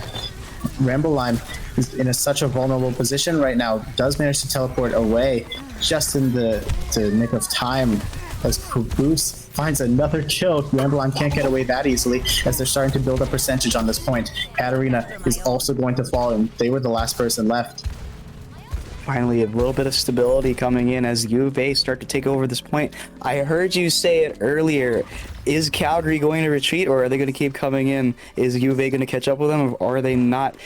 Like I said earlier, it's just you give it an inch and they're going to take it a mile. If they have any sort of way where they can get in, they will do it. And Quotient on this new look, Winston is able to dive in and find out pressure, keeping the pressure on the Humble Greek, not letting him escape. Humble Greek had a bit of time to get out of there, stuck up in the corner, but Feelings even coming into damage boost Quotient. This just goes to show how synergized this U of A squad is right now as they try to keep up the offensive pressure. Katarina Main almost falls, but does manage to get away. And doesn't even have to use that Primal Rage. Now, Feelings has activated that Valkyrie form, keeping the rest of their team up alive. And Quotient has found a pick onto Humble Greek. That's going to be an advantage in this fight, as Katarina Main, they choose to use that Primal Rage, forces out the recall from the side of Num Nums. However, Aesthetic Sock is going to be the one who finds the kill at this point of the fight. Caboose gets a fadeaway rocket onto Ramble Lime, and Num Nums gets another kill onto Aesthetic Sock as Feelings brings the res up, which gives the numbers advantage over to the side of University of Alberta, as they're going to continue pushing this point, and they got advantage to the high ground right now. It is starting to look dire here for you. Calgary. Phi is the only one left yet again to really lay in any damage into either Caboose or Feelings. And yet again, they're able to find out Humble Greek going down for the first time, what feels like the third time in a row in these team fights. Katarina May falling down low as well without that second healer. And it just feels like U of A is just on a tear right now. They are blazing through this sweet phase. University of Calgary, they're going to only have a single chance to even stop this payload before it gets to the second point.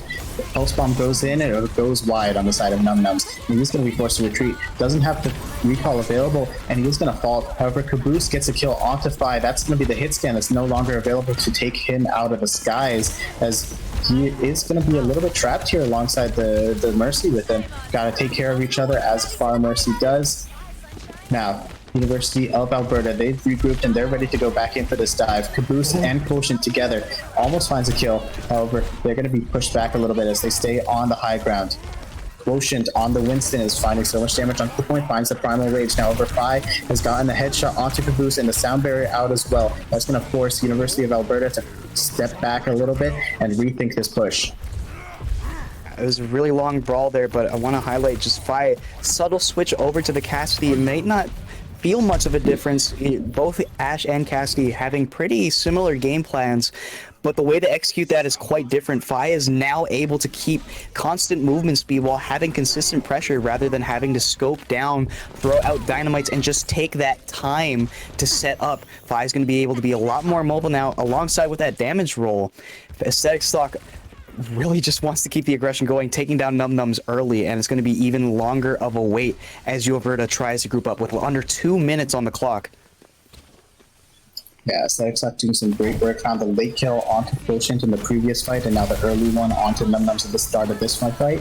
However, Katarina main, they've chosen to go super aggressive here. Almost finds the kill, but it is going to be forced to back away. Has the primal range to continue staying in this fight. Can they even get a pick? They're forcing everyone back. Caboose chooses to use the barrage in that tiny little hallway, gets the kill onto Katarina main, and now it's Quotient's turn to take out the primal rage and go monkey mode. When the line falls, so does Phi, as Alberta, I should say. They're going to clean up the kills. They're going to continue pushing this payload, and I think they're going to get the second point. There's a beautiful little juggle there at the end for Quotient, and the U of A really wants to clutch this out now. And it looks like they might just take it as Humble Greek goes down once again. It feels like I've been saying that for so long, but it just keeps happening, keeps getting caught out. And there goes Ramble Lime as well. And finally, it looks like Alberta, with about 45 seconds left on the clock, with some cleanup from Num Nums, is able to take point number 2 and continue on here on Hollywood. Some credit to Calgary is that they stopped that point for so long here in the street space. Oh my gosh, yeah. University of Alberta, they've only got 2 minutes, and if they wanted to extend this only to their sole attack to make it just a draw at best, they've got to finish with more than a minute, and that doesn't really seem possible right now. It's going to be a struggle to see if they're able to execute here. Aesthetic Stock and Phi do have these ults online along with Ramble Lime if they just want to keep Kiriko and the rest of the team holding it down on point. U of A is coming up into this slowly. They do have offensive ults of their own alongside a Kiriko ult to duel out Ramble Lime. Caboose has to be really careful with how he executes this right now. He's starting to get caught out by Phi, starting to get dicey. These Winstons want to jump in, but it is Katarina main that strikes first as Num Num gets caught out on the low ground. Katarina main trying to make it up to the high ground yet again and force out, trying to weave in and out of this U of A squad. Feelings is going to be caught so low. However, it's Caboose that chooses to use the barrage to save the Mercy, and now they've got the advantage of this fight. The tank taken out on the side of University of Calgary. So this Humble Greek is another one to fall. Aesthetic Stock is the only one left. The ultimate tries to see if she can find something with this pulse bomb, anything that can keep Calgary going onto this point as the payload pushes closer and closer to that final checkpoint. That is brutal. Ramble Lime and Aesthetic Stock were cut out in that back line. Feelings was able to res Caboose in time just now before getting stuck by Aesthetic Stock.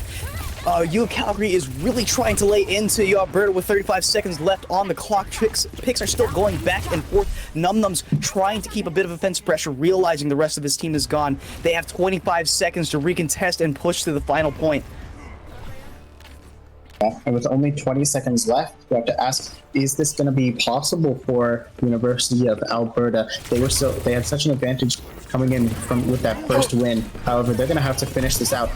Aesthetic Stock to use the recall. The pulse bomb goes in from the side of Num Nums, however, it doesn't get a kill. Now, it's going to be Quotient with the Primal Rage. He's going to be the front line of this push. However, Num Nums goes back and wins the Tracer duel against Aesthetic Stock. She's going to fall as the rest of University of Alberta. They want to take this point forward. Caboose is going in with the Farah raining down rockets onto the side of University of Calgary. Gets 1 kill, gets 2. Phi and Ramble Lime are down. That gives University of Alberta such an advantage on this point. However, Katarina main finds Project Clean and Feelings falls as well. Now, Oh, kills they're going trying back and battle forth on that this so point. much. Katarina Man has popped the ultimate, throwing quotient off the point, and that's going to do it. They buy just enough time on Numnum's not able to touch in time, What? and University of Calgary just able to barely clutch that out. I can't believe it. How did they manage to do that? I guess the overtime just took so long that ending just a single second off the point was enough to get University of Calgary the win, and that is going to take us to a tiebreaker map. I thought that this could have been an easy 2-0, but it turns out to be not so easy for the side of University of Alberta, as Calgary, they're going to push them to the limit. I am just blown away from the level of play we're seeing from these two squads right now. This Battle of Alberta is intense, and it is going the full way, the full distance. We're getting 3 games from these guys. I want to talk about just how back and forth it felt, even when it really shouldn't have been. It felt like, especially on that defense from Calgary, Alberta was pushing in a lot, and they were getting stuff done. They had early picks. They took out Lucio really fast, and they just always seem on the defensive end, and then seemingly from nothing, rising out of the ashes, you see Phi, you see Aesthetic Stock somehow just getting picks onto the board. Katarina Main's making space. Humble Greek speeding back in. All of a sudden, everything just turns up on its head, and Calgary comes out on top. It has been such a back and forth battle, even if it might not seem that way at first, and Alberta, I think they really need to take a breather. Both sides need to just stop for a sec, breathe, think about this final game 3 as Alberta now is able to pick their choice of map. Yeah, so now University of Alberta, they are going to choose where we're going for the whole map, so they do have a little bit of an advantage there, right? Take them to your home turf. But they are definitely going to be on the back foot. It looks like the choice of map that we are going into for our escort map. Can you tell us what that is? This map pick takes me back quite a ways. I gotta say, it looks like we are going to be heading into Rialto, and for me personally, coming from this Alberta squad, I am quite excited. Back in the day, we made a lot of strategies that are a little bit unconventional on this map, and it looks like they might just be pulling them out again today. I don't want to exactly spoil everything right away, as I don't want to give away the plan before it happens, but I am very restless to get into this one, I just gotta say. Absolutely. Rialto is not a map that I've seen a lot here in Overwatch 2. It feels like a lot of people, they want to go to the Junker Town. They want to get the snipers. They want to go to Route 66, get the high grounds on every single point. Rialto, that's a map that you can really do a lot of different stuff, right? Because so much of that first point, it has the big open space, but you can also go through the building. Rush styles, they're really great there, and especially on the last point as well. So it's going to be interesting whether these teams, they decide to stick with the Winston that we're seeing for the last 2 maps, or if they decide to go somewhere else. Yeah, definitely a matter of choice here, especially for this Alberta squad. Calgary seems very solidified in their picks. This team comp just seems to be the one for them, and they just want to keep pushing through with it. However, Alberta has a bit of time to think. They already know they want Rialto, and they already know what we know, where they have a lot of space to just figure out what they want to do. Do they want to come back in with this really effective Junker Queen rush that does seem to work out for them on these open spaces? Or do they want to keep this Winston coming in with these dives? Do they want to keep enabling Caboose to come in on the Pharah? There's a lot of options for U of A here, and I am kind of split to which one they pick, or they go to something completely different. That's something that's been a bit of a theme so far in these past 2 matches, maybe less so right now, but there's been a lot of switching for every single team that's come through this bracket so far. Maybe there's another look that we're not even considering here that comes out of one of these squads. Absolutely a possibility. And as we are getting ready to get this back in, get another game started, I'm so excited to see where this one goes. As University of Alberta, they are going to be on the defense first, I believe. Yep, looks like they wanted to go, or looks like Calgary wanted to start on the attack first. Slow fuzzy. Oh, there we go. Okay. Yeah, definitely. Okay, so as we come into Rialto here, these open sight lines, those are going to be a thing. And I did hear you bring it up with the Junker Queen, or I mean the Junker Town. These more like open-ended escort maps. You have some of that, at least on the first point here with Rialto, a very popular Widowed map, at least from the get-go. We might see it come out from either of these sides here, just to snatch a cheeky pick. However, as we come into the actual team comps themselves, we're seeing a bit of familiarity from the U of A side with Num flashing maybe a May, maybe flashing a Tracer, but the big change right now coming from U Calgary is Fi on the Sojourn. How do you feel like this little change might affect how they play? Well, Fi was on the Ash before, right? But Sojourn gives a lot more options. You can go, it's so much more mobile as well. Just as hard of a hit scan, can really get some damage done from long range. I want to see what this guy can achieve here. I can see it. Definitely a bit of.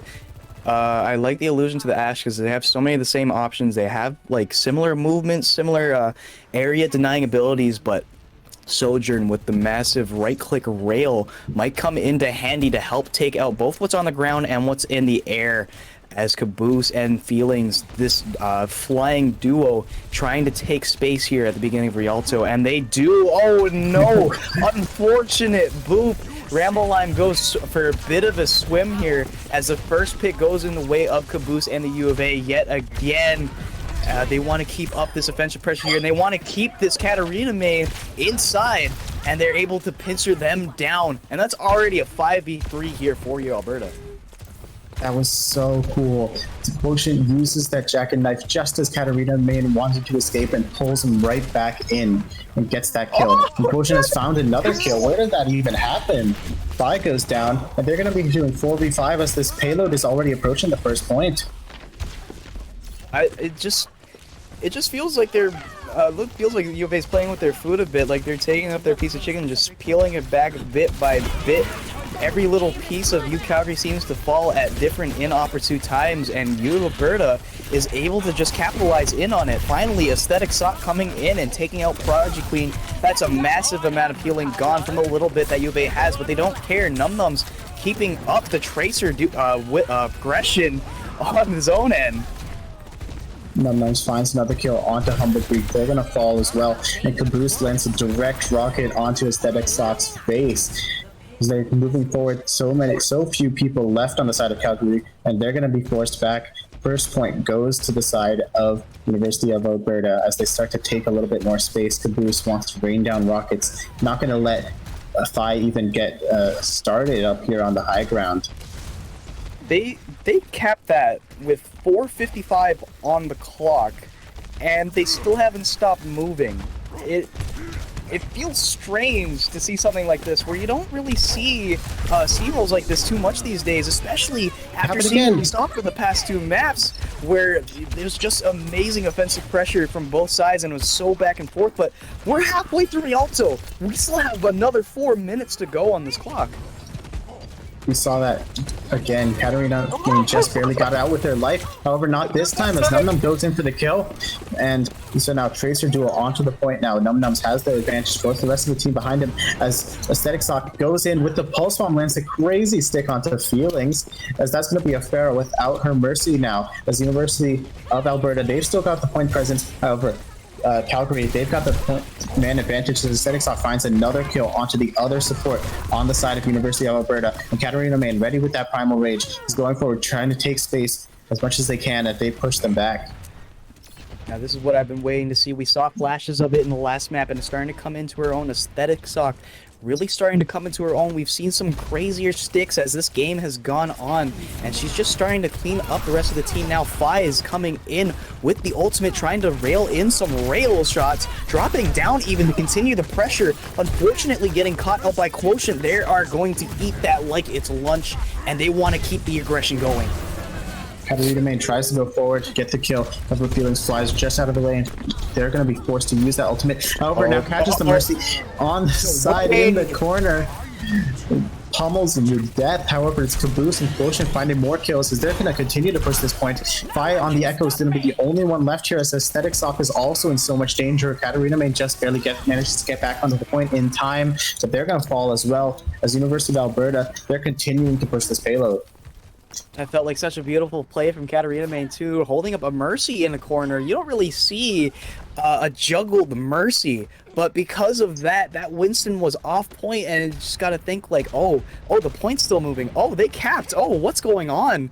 And another 350 on the clock here for U Alberta as they're able to squeak by that with ultimates to spare. Now, University of Alberta, they're taking the point presence. They're moving forward, trying to take map control. As Caboose is going to be standing up all the way up here above the church, raining down rockets. Rambalime and Katarina Main, they found 2 kills at the start of this fight. However, Caboose brings that right back to 5. And University of Calgary, they have the numbers advantage on the point. They have the map control. University of Alberta, they're walking backwards. Finally, some stability on the way for Calgary right now. Poking out U Alberta bit by bit. U Alberta's trying to group up a bit. They do have 4 ultimates ready to go. Aesthetic Sock, however, trying to be the harasser, the aggressor in this backline with their own pulse bomb ready to go. Will she be able to find something as Caboose flies up into the air yet again and starts raining down these rockets? Aesthetic Sock is again looking for this pulse bomb. He's done so much damage with it in the past and is trying to find a target now. Oh shit. This is the rampage, and Caboose finds a kill as well. However, Katarina Main finds both Kiriko's gonna be going down. Caboose finds another kill onto Humble Creek. Aesthetic Sock has traded it right back. It's hard to tell who's even winning this point as the picks go back and forth and back and forth. Aesthetic Sock continuing their reign of terror as Calgary, they're going to be pushing Alberta back at the end of all that. Yeah, I gotta think that the Aesthetic Sock's shoulders might feel a little heavy right now. She's doing a lot of heavy lifting, but that doesn't go without saying that the rest of her team is picking up as well. It's starting to become a brawl, and with 2 minutes left on the clock, they has time, but do they have ultimates? Do they have enough grouped up to start laying into the pressure here? They're starting to already get low. Project Queen and Num Num's both low, going down. Picks are starting to be traded on both sides. There's a healer down on both sides right now, but Caboose and Feelings are the ones to be able to hit up in the air. Quotient loses the tank battle, and Fi is able to run back out with the visor, and finally what they needed to take that Pharah out of flight, Fi comes through and chops him down. Wow. Tactical Visor is so useful against those flying type Pokemon.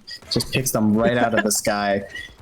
And Calgary, they really found their footing here on this 3rd point. Is pushing back Alberta again and again.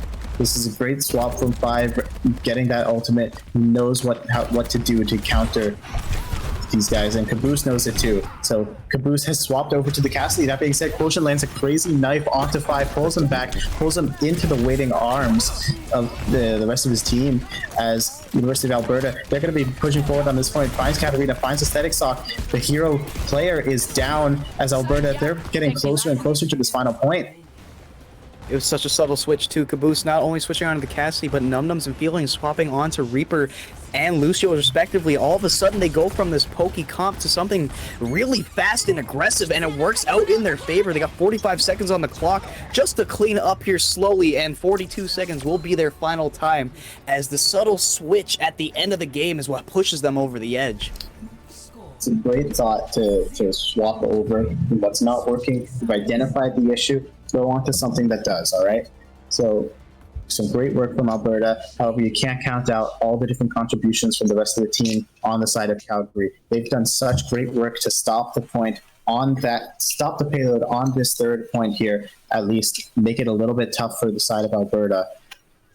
This game is close, man.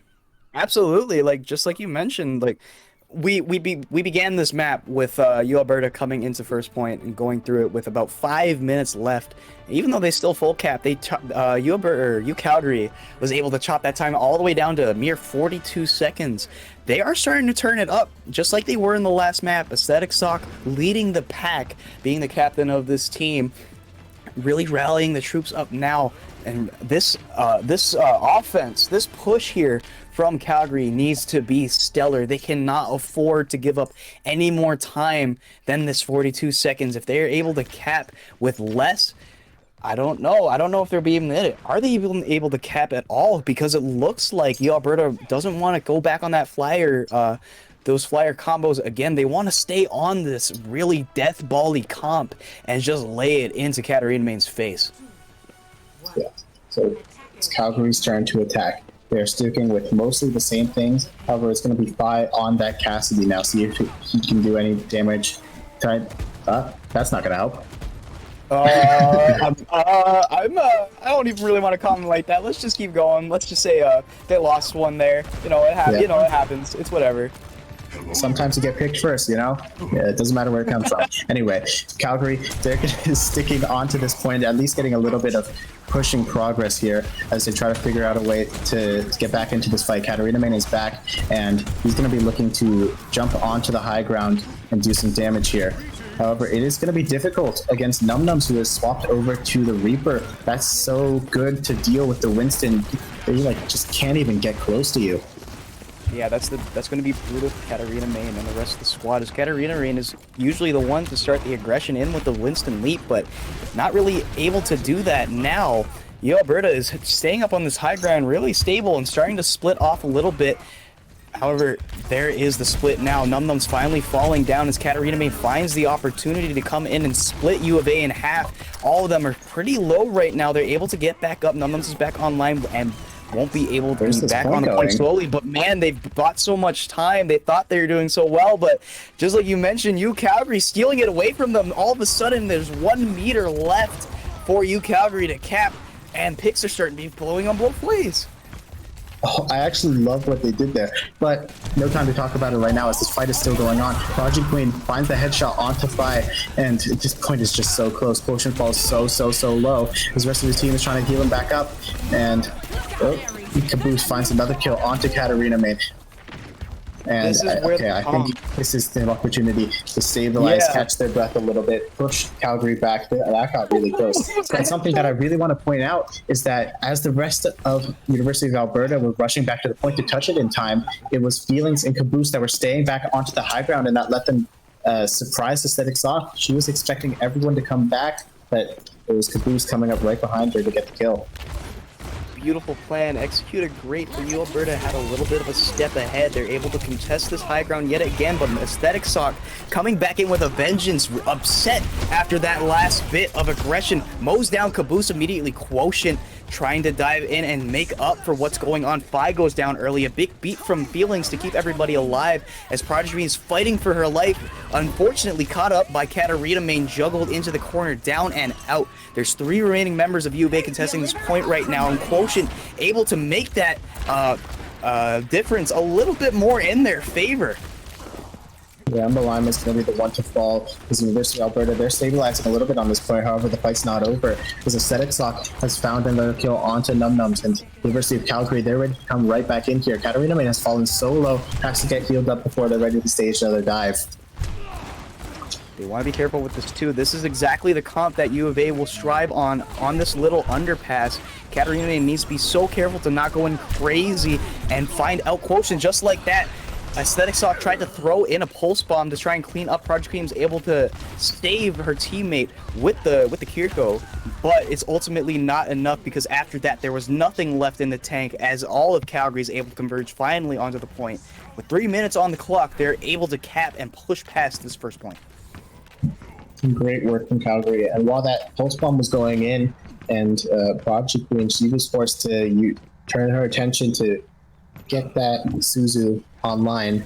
The rest of her team was falling around her, and Katarina Main found a kill on the point. So now it's University of Alberta. They're going to try to defend the second point. And Caboose starts that off great with a kill onto Aesthetic Sock. However, that's traded right back out as Ramble Line finds a headshot onto Num-Nums. And now this is going to be difficult for University of Calgary. They're still pushing the point. However, they've got to deal with these hit scans on the high ground. Caboose finds another kill onto Fi. And now the rest of the University of Alberta, they're ready to go back in as Feelings speeds into the opposing team and gets another kill with the help of Quotient onto Humble Greek. Caboose showing again another amazing look, not just being a fair player, not just learning the Sombra, but holding such a consistent hit scan. Whenever we switch to this POV, those little flicks he does really just make my head turn. He's able to lay in so much damage, and sitting up on this high ground with the defense that he has on his side, laying in headshot after headshot. So now we're seeing a high noon available for both of these sides as this is a fight for the high ground. Katarina Main is choosing to use that primal range just to knock everybody off here and is taking control of this room. as the point continues to be pushed here. So University of Alberta, it's their turn to be the aggressor as Felix uses that aggressive sound barrier to push forward, and Quotient is the one finding the kills. Now has the Rampage online, probably doesn't even need to use it as it's doing so much damage on the point. As Aesthetic Stock is also going to be falling here, and the rest of University of Calgary, they're forced right back. That's brutal too. Ramble Lion, right before one of those picks happened, threw down the Kiriko ultimate to try and come in with aggression and stave off that point. But right as they were doing so, Quotient drops down and drops the battle axe onto two of Calgary's team and just snowballs off of it. That's an ult trade there. His Feelings had to throw down the beat just to stay alive, but they're pretty ahead in the ult economy right now. So you're looking at University of Alberta. Quotient, we've seen how much damage they can do with this Rampage. See if they want to use this again. And it's going to be forced to, eventually at some point, forced to stay alive. However, uses that just as it gets pulse bomb, so it's not going to be available for this fight. And then takes out another one with the high noon as Katarina goes in for the dive. That's going to be Calgary getting the kills, pushing this forward through second point.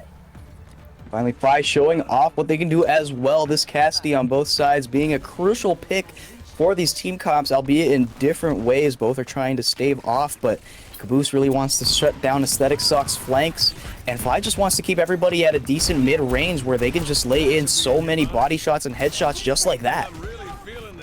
Calgary going on the aggressive right now. However, it might be too aggressive as Katarina falls low, has forced to come back and use that Suzu. Now, Aesthetic Stock, she's going to be on a flank here, but it seems like Caboose is probably aware of it, and yep, he sees what's going on. Now, it's going to be the fight onto the point. Aesthetic Stock's still here on this flank, see if they can do any damage, but she doesn't even have a pulse bomb right now. Now, Katarina, it's going to be up to them to start going for this dive, and she does. There's a Kitsune rush, but it's a Death Blossom traded right back in as Quotient finds another kill. Fi picks off Num Nums as well, and the health bars are falling so low on the side of Alberta. Prodigy Queen taken out, Caboose is to follow. Feelings doesn't even get a chance to use that sound barrier as Calgary, they're going to continue pushing this point, and this is getting so close. It's getting to the final seconds now. They just barely dip under what Alberta had, but Ramble Lion in that last fight finally able to lay out the Kitsune rush before getting picked off, and that was the deciding factor. Able to use that extra speed and firing power to just mow through U of A. They do have a final contest ready to go, though, with the beat available on both sides. This might be a bit of a long-winded fight. Aesthetic Stock and Katarina may want to dive now, but Caboose is able to get the first pick. It's an even 3v3 fight now as picks both go both ways. Aesthetic Stock wants to tear through, but Quotient a headshot even onto Humble Greek, using that cannon effectively. Fi using this ultimate now with 2 seconds on the clock, trying to help Aesthetic Stock continue to contest the point. Num Num's able to sniff through it and use the rate to actually contest the point. Quotient able to clean up Fi, and that's going to be both of the U of A's, of the Calgary firing squad down. They might be able to stave this off. This is do or die right now for Calgary as they keep falling. By nobody left on the point. Hungry up in the corner, and is going to be the University of Alberta who will win this Mat 3 banger of a set. Wow, amazing play from both sides. That was incredible. That was one of the closest matches I've ever casted. Really, some great plays from both sides. Congratulations to the University of Alberta. They're going to be the ones moving forward in this bracket. When Calgary has shown that you really can never count them out here. It's amazing just to watch both of these teams. They've done amazing work. We've seen so many clutch plays, so many choreographed team plays on both these sides. Like, we've seen team play, we've seen individual heroics, we've seen just absolutely crazy things happen. But I gotta say, U of A must be feeling pretty proud of themselves right now. Finally getting over the hump that Calgary has kind of put them in, winning 2-1 over Calgary. It has to feel crazy for them today. That does mean, like you said, that they move on to the bracket. You will be seeing them again this coming Monday as they'll be going against the University of Toronto in a best of 5. I'm really looking forward to that. As a U of T student myself, I cannot wait to beat the crap out of these Alberta guys. You know, anything can happen. Anything can happen. I didn't say anything. Anyway, so that will conclude the 2 games that we had today. Such exciting games that we had, and we are going to be passing it over to some other casters for the next 2 games. So don't go anywhere. Absolutely. I We'll see mean, you we've back in already a minute. we've already seen two fantastic games. If you don't want to stick around for these next two, I don't know really what you'd want to do. Next up, we got SFU versus Keanu. It's going to be a banger, so stick around. We got a lot more action coming for you in just a minute. Bye.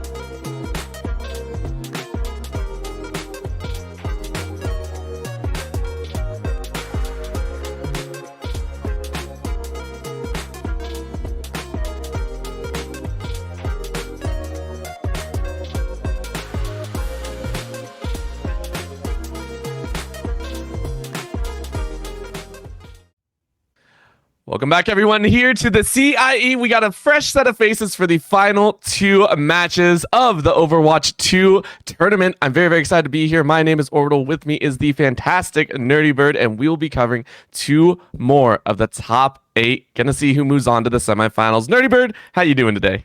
I'm doing fantastic. I'm a little bit on the sleepy side, as I was mentioning to you earlier. The sun has definitely set where I am at. I'm in Mountain Stupid time for reference, so I'm about an hour ahead of everybody else that's competing today. How about you?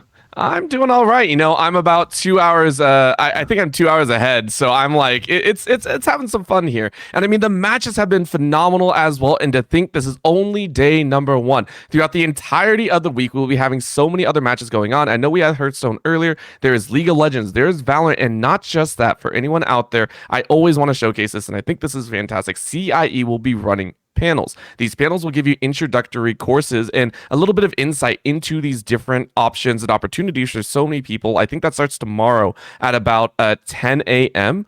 So really make sure to keep up on that. So many grand opportunities. Make sure to check out on their Twitter all the different things that are going on. We also have a little bit of a giveaway going on, but that'll be announced later on as well. So let's go ahead and get a little bit of an idea of what is facing off here today. We have SFU versus Keanu coming up next, and they'll be coming up in our quarterfinals matchup. After them is U Ottawa versus UBC. And I mean, UFT and Alberta gave us 2 grand shows as well. So I expect these next 2 matches to be nothing different.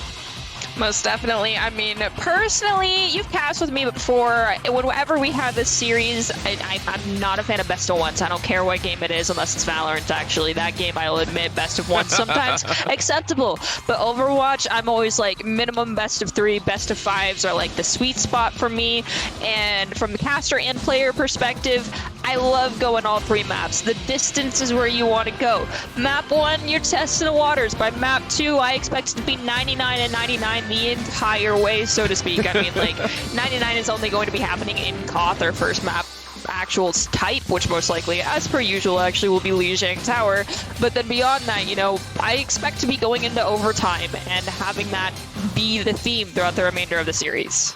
Of course, and I mean, the teams that are going to be coming out here and giving us that show will hopefully think the same. As you can go ahead and see, SFU or Simon Fraser University will be coming out with some awesome players. It is going to be Zephyr and Arc on the damage, on the attacks, and on the DPS. Of course, I say that because there are so many to pick from, and I'm very interested to see what they get to pick up. Blunder Policy will be on the tank, hopefully not blundering as much as they want because they got to protect the rest of their team. And then Yuki and Zap coming out as the supports, rounding out this team.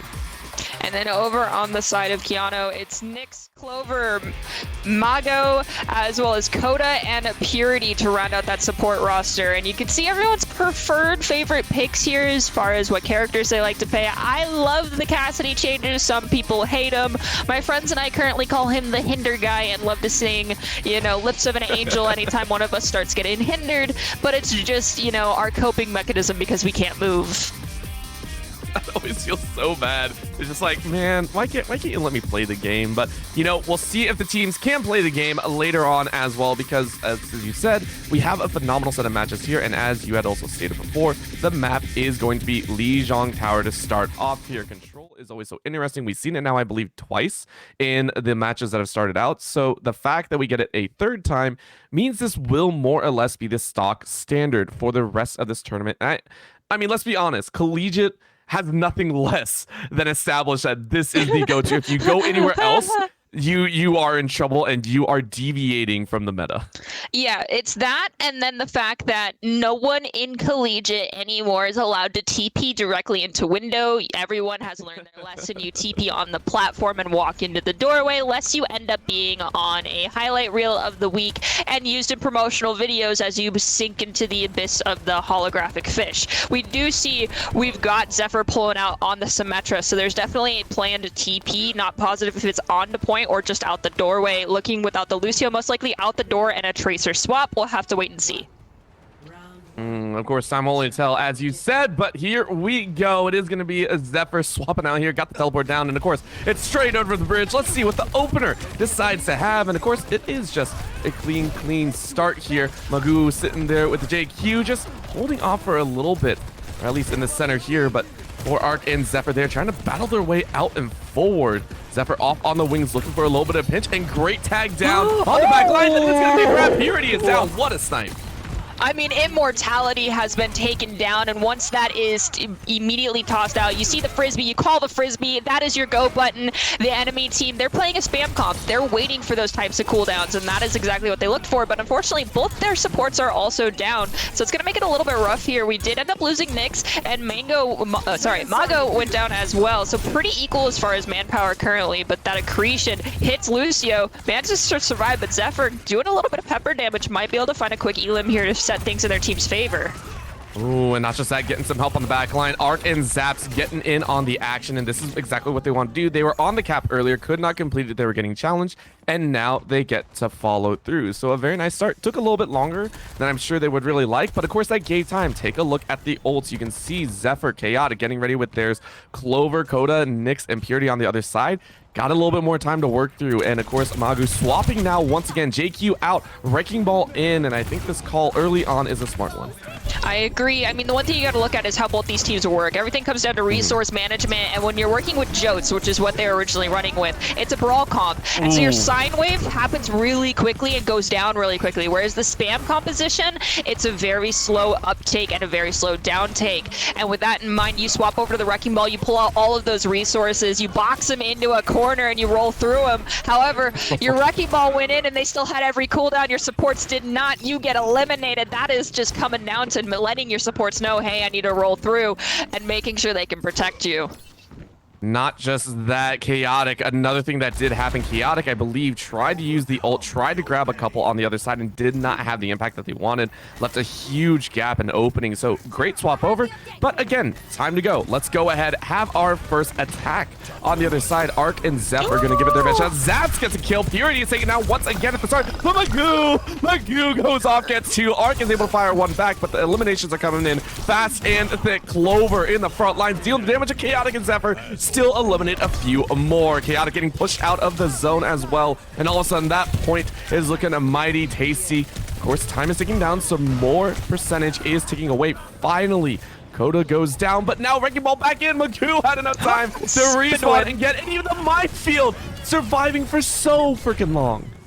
Okay, so the one thing I'm seeing here, Zaft is doing a great job of getting these intro picks, but immediately afterwards, I'm seeing both Zaps and M go down immediately. I'm all a fan of the supportal combat. I'm a main support. I love getting picks on Zenyatta, but the question comes down to, is your positioning putting yourself at risk for these early picks? And I think it is. This constant back and forth every fight, because we're losing both supports right now, is not what you're looking for. You need to sustain out one of these fights, because right now we're looking at what could be last fight territory for either of these teams, depending on who wins this next fight. And right now you can see it. There's going to be a little bit of gravity going up. Clover setting up at the front and goes in. The guy still got fucked up, but you got to. You got to. That's why Magoo follows up behind. The combos work. Zephyr all alone said, I got no support. And that will be destruction. A bloody battle goes the way of the Keanu Huskies. As I mentioned earlier, you know, those resources, they're really important. You got to be looking out for specific things. Chaotic went for the Graphitic Flux, and Immortality was still in the works coming out for Purity. But Purity's Immor was placed dead center. It's just there was no follow-up. I mean, it was Sigma versus 2. Sigma technically versus the world in that instance with the Graphitic Flux. It did not work. Clover's slice and dice on the Genji was fabulous, but it's a matter of who sustained the longest. And, you know, unfortunately, that Wrecking Ball, the respawn timer, yeah, it's 10 seconds, but the speed to get back is a heck of a lot faster than other people, as Magoo goes down again. Oh, the start's working out here. This is gonna be Simon Trader saying, give it to us. Give it to us. There it is. The bomb. You don't even need it. At this point, it's straight up a shooter. Get that hit scan in. Arc fires up that kill feed, and just like that, it's right back in SFU Saber. Coda has swapped over to the Kiriko off that Lucio. 92% on rush, but they need to get in. Magoo might be able to get a touch, but is going to get insta-stunned. Clover needs to be there for the follow-up, and then Purity. Magoo comes in, insta-stun, insta-death. Genji next, takes a full clip, goes down in the dash. Purity taking damage from Zephyr, takes a slap to the face, goes down. And the pulse bomb on the Kiriko just to extra measure. We even have ult online. Arc has their ultimate online. There it is. Visor comes out. I mean, mines are popped on point, but you just walk away in the other direction. It's no big deal. Picks up 2, and that should be it. No one else can touch. I think it's exemplified watching that little bit of what you saw at the end. The 10-player kill streak coming out. easily encapsulates what Arc was doing again and again on that side. The DPS were literally fighting for kills. That's what they were doing. You saw it time and time. You talked about that pulse bomb that came out, and it was stolen away, by the way. I just want to point that out. Arc stole that away. They were literally dueling for kills. Phenomenal job. So well done. And you're already seeing the caliber of these squads come out to play. SFU are not here to mess around, and Keanu are up to the challenge.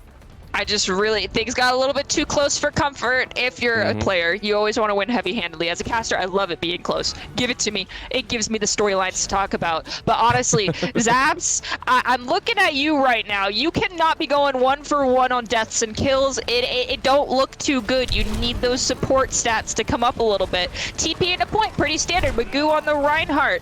It's just the TP at a point, and one team decided not to. The question is, will the bunker down work out more in favor?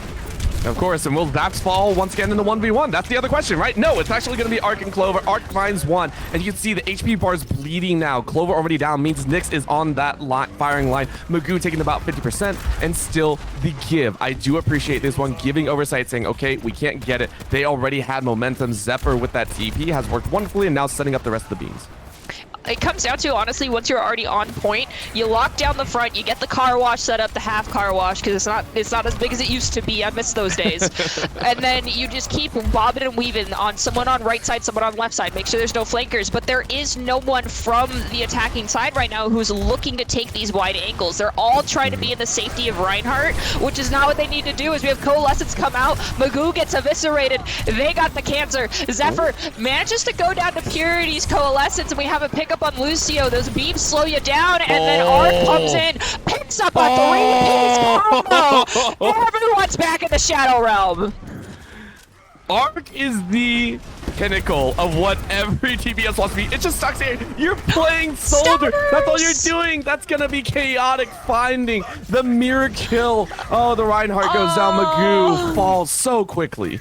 You cannot stagger out like that. It was a team wipe. You go down 2, you're like, okay, maybe we should, reset this. You go down the 3rd, okay, we reset. You wait, you don't int. And unfortunately, that just cost your team a whole nother fight. So now this is definitely last fight territory unless everyone is prepared to swap to faster heroes coming out from the side of Keanu. Oh, and Zephyr setting up on the side as well, just waiting for an opportunity, but keep eyes. There it is. Ult's drop. That's going to be a shadow. I think it landed on a few. I'm not sure. They got to get in. Zephyr said, hey, it didn't land on who they want. And look at the challenge, but dancing inside. Nyx is not allowed to get that ult off. Not allowed to get a kill. Denied time and time again at Arc. Now, with ults down, with nothing left, Arc is given freedom. Zephyr even stepping out for the car wash said, hey, let me watch your car for free. Give me a moment on the streets. It is going to be GG as game 1 goes the way of Simon Fraser University. Oh, that sim just walking out and being like, my beam's charged. And also the sim wall up and the Cassidy just standing there. I mean, like, honestly, you have no choice. It's like you hit the Q button. Your options are to cancel, roll away, or just stick it through. And Zaps, I give you hats off to you getting this POTG. I'm interested to see if you die at the very end. No, you get the kill and then you trance. Okay, that one saved your life. You don't always have that Q button. Yep, you don't always, but it's enough. And again, you saw Simon Fraser coming out with some absolute heat here, and I really, really do enjoy it. Very excited to see what they can bring out as well. But on the other side, Keanu had some fight as well. We saw it in game 1, not so much in game 2, but I do like that both teams actually excelled on the attack when they were the ones trying to be proactive, either getting on the site. It's great. Of course, I don't know how that's going to translate to the hybrid map coming up next. Okay, if I had $1 for how many times second map hybrid is King's Row, I would actually be rich. At least, I mean, let's be honest, I'd be rich. There's been so many times where I've sat here and been like, you have options.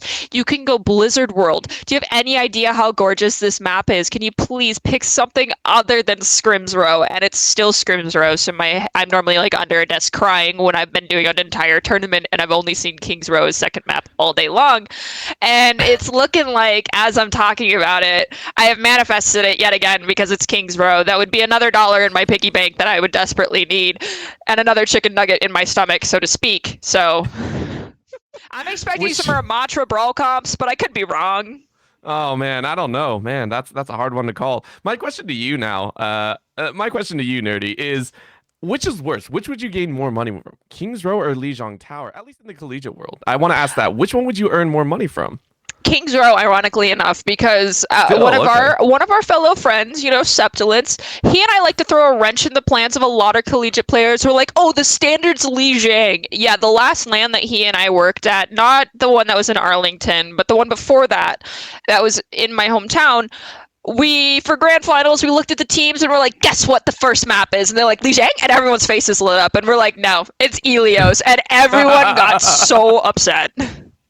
Oh, that feels bad. That feels bad. But again, you are correct, though. It is Kings Row, and I do feel your pain, though. It's interesting. Every single tournament in every single area, tends to have their own kind of meta pools. And I think that's also interesting to talk about in the scope of this game. But, this is the one that transcends all of that. It is, as you said, Kings Row. We'll be getting underway. While we do wait for the teams to load in, I do want to call out that we do have an amazing opportunity for anyone in the chat that wants to follow along. MSI has been so kind to go ahead and give us some awesome sponsor gear to give away during these broadcasts. So they have provided swag to raffle to audience members such as yourself that are tuning in right now throughout the event. There are such things as backpacks, mice and keyboard, not keyboards, I believe just mice, but they are RGB, which is awesome. They also have plushes, which I know you, Nerdy, were talking about. I believe it's the Lucky the Dragon coming out here, and then they also have charms, which are a little bit smaller than the regular plush, but still pretty dang cute. And so it is awesome. If you are interested, please go ahead and type hashtag raffle, get your name in, go ahead, check it out, and see if you can win one of our 10 amazing MSI raffle prizes. This is, of course, only open to individuals in Canada, so please make sure to check that. And then also, you will be contacted later by CIE admins if you have one. So go ahead, try it out as much as you can, and see what you got as we head over to Kings Row. And we do have the Ramatra coming out right now for Keanu, but the one thing that I said about Ramatra was that it was Ramatra Brawl. This is not Ramatra Brawl. This is Ramatra Spam. You've got Clover on RN, Jesus coming out with the Hanzo. I mean, if you're half the time you're playing Hanzo, you throw out an arrow aiming at one person and thinking, okay, maybe, or like you Sonic, this person's gonna walk out, and you hit their head. But then half the time you Sonic, you're like, oh, they're not gonna walk. You throw it anyway because it's already charged, and then they walk, and you hit the head. So that's why it's RNGesus. The other side, we've got actual OG Reinhardt Brawl. And their Ana is immediately pulled out. That's the issue with Brawl. You have to rotate as a core unit, and Ana is easy pickings. We do see Purity go down to the Hanzo spam, though, taking a headshot. Nyx returns the favor. Zephyr goes down. Clover goes down to Arc. So this basically will stabilize back out. Not really an opportunity too much for point control. We'll have to wait and see how far back Magoo is willing to give up space as he waits for his Ana to return. Just give it a little bit of time, and it's just like, help, please. And of course, Coda on the other side as well. But this is the push out that they're looking at. SFU going to try their best to get on point and hold it down, make sure nothing else happens. But Chaotic gets slept a little bit, just taking a little bit of a break in between. Wall goes up, though. The May causing a little bit of chaos, but Chaotic says, I will do you one better. Great kill there with the assist from the team, which does give Cap over to the point. So one thing I'm seeing here, as I mentioned, we had Magoo's squad going with the Ramatra spam. We've swapped over for the other squad with Chaotic side decided to go Ramatra Brawl. Both have their strong points, but as we go into Streets phase, you have to take these fights really clever, like smart on a Brawl comp and also on the Spam comp. Spam has to know when to give up space, whereas Brawl needs to know when to take space, so they got to be careful.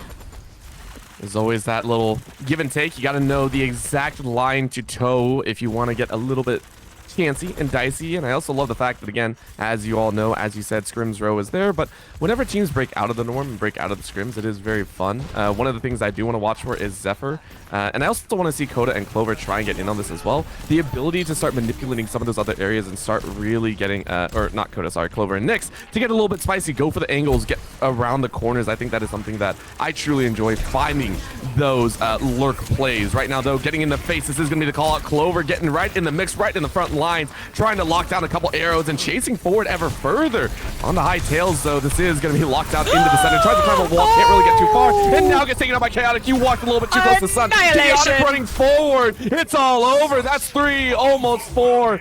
so good. Chaotic pays more. What did I say about the comp the Magoo squad was running? You gotta know when to give up space. Honestly, when you are a spam composition, you should not be getting into the face of a brawl comp. A brawl comp wants you to be in their face. That is where they get the advantage. And that is exactly what the side of Keanu just handed over to them. They're like, oh, they're down 1, let's push forward. No, you don't do that. Chaotic was like, and you've activated my trap card, pulls out the annihilation and eliminates 3. It's such a feels bad moment. It's man, if the card was on the table the whole time since turn 1, like what? Yeah. What happened Yeah. here? Like this, it is so you just forget about it maybe sometimes. And you know what? I'll leave it to them. Right now though, we are almost on last fight territory. I wouldn't actually say that as it was about 5 minutes, but it feels like this is the hardest point to get around. I swear we saw all other matches also sit at this point, but Zap says nah, no worries. Chaotic says the same. Look at the chase, 4-4, washing out Keanu. The Huskies are routed. They are running for their lives, and they don't even get to keep that.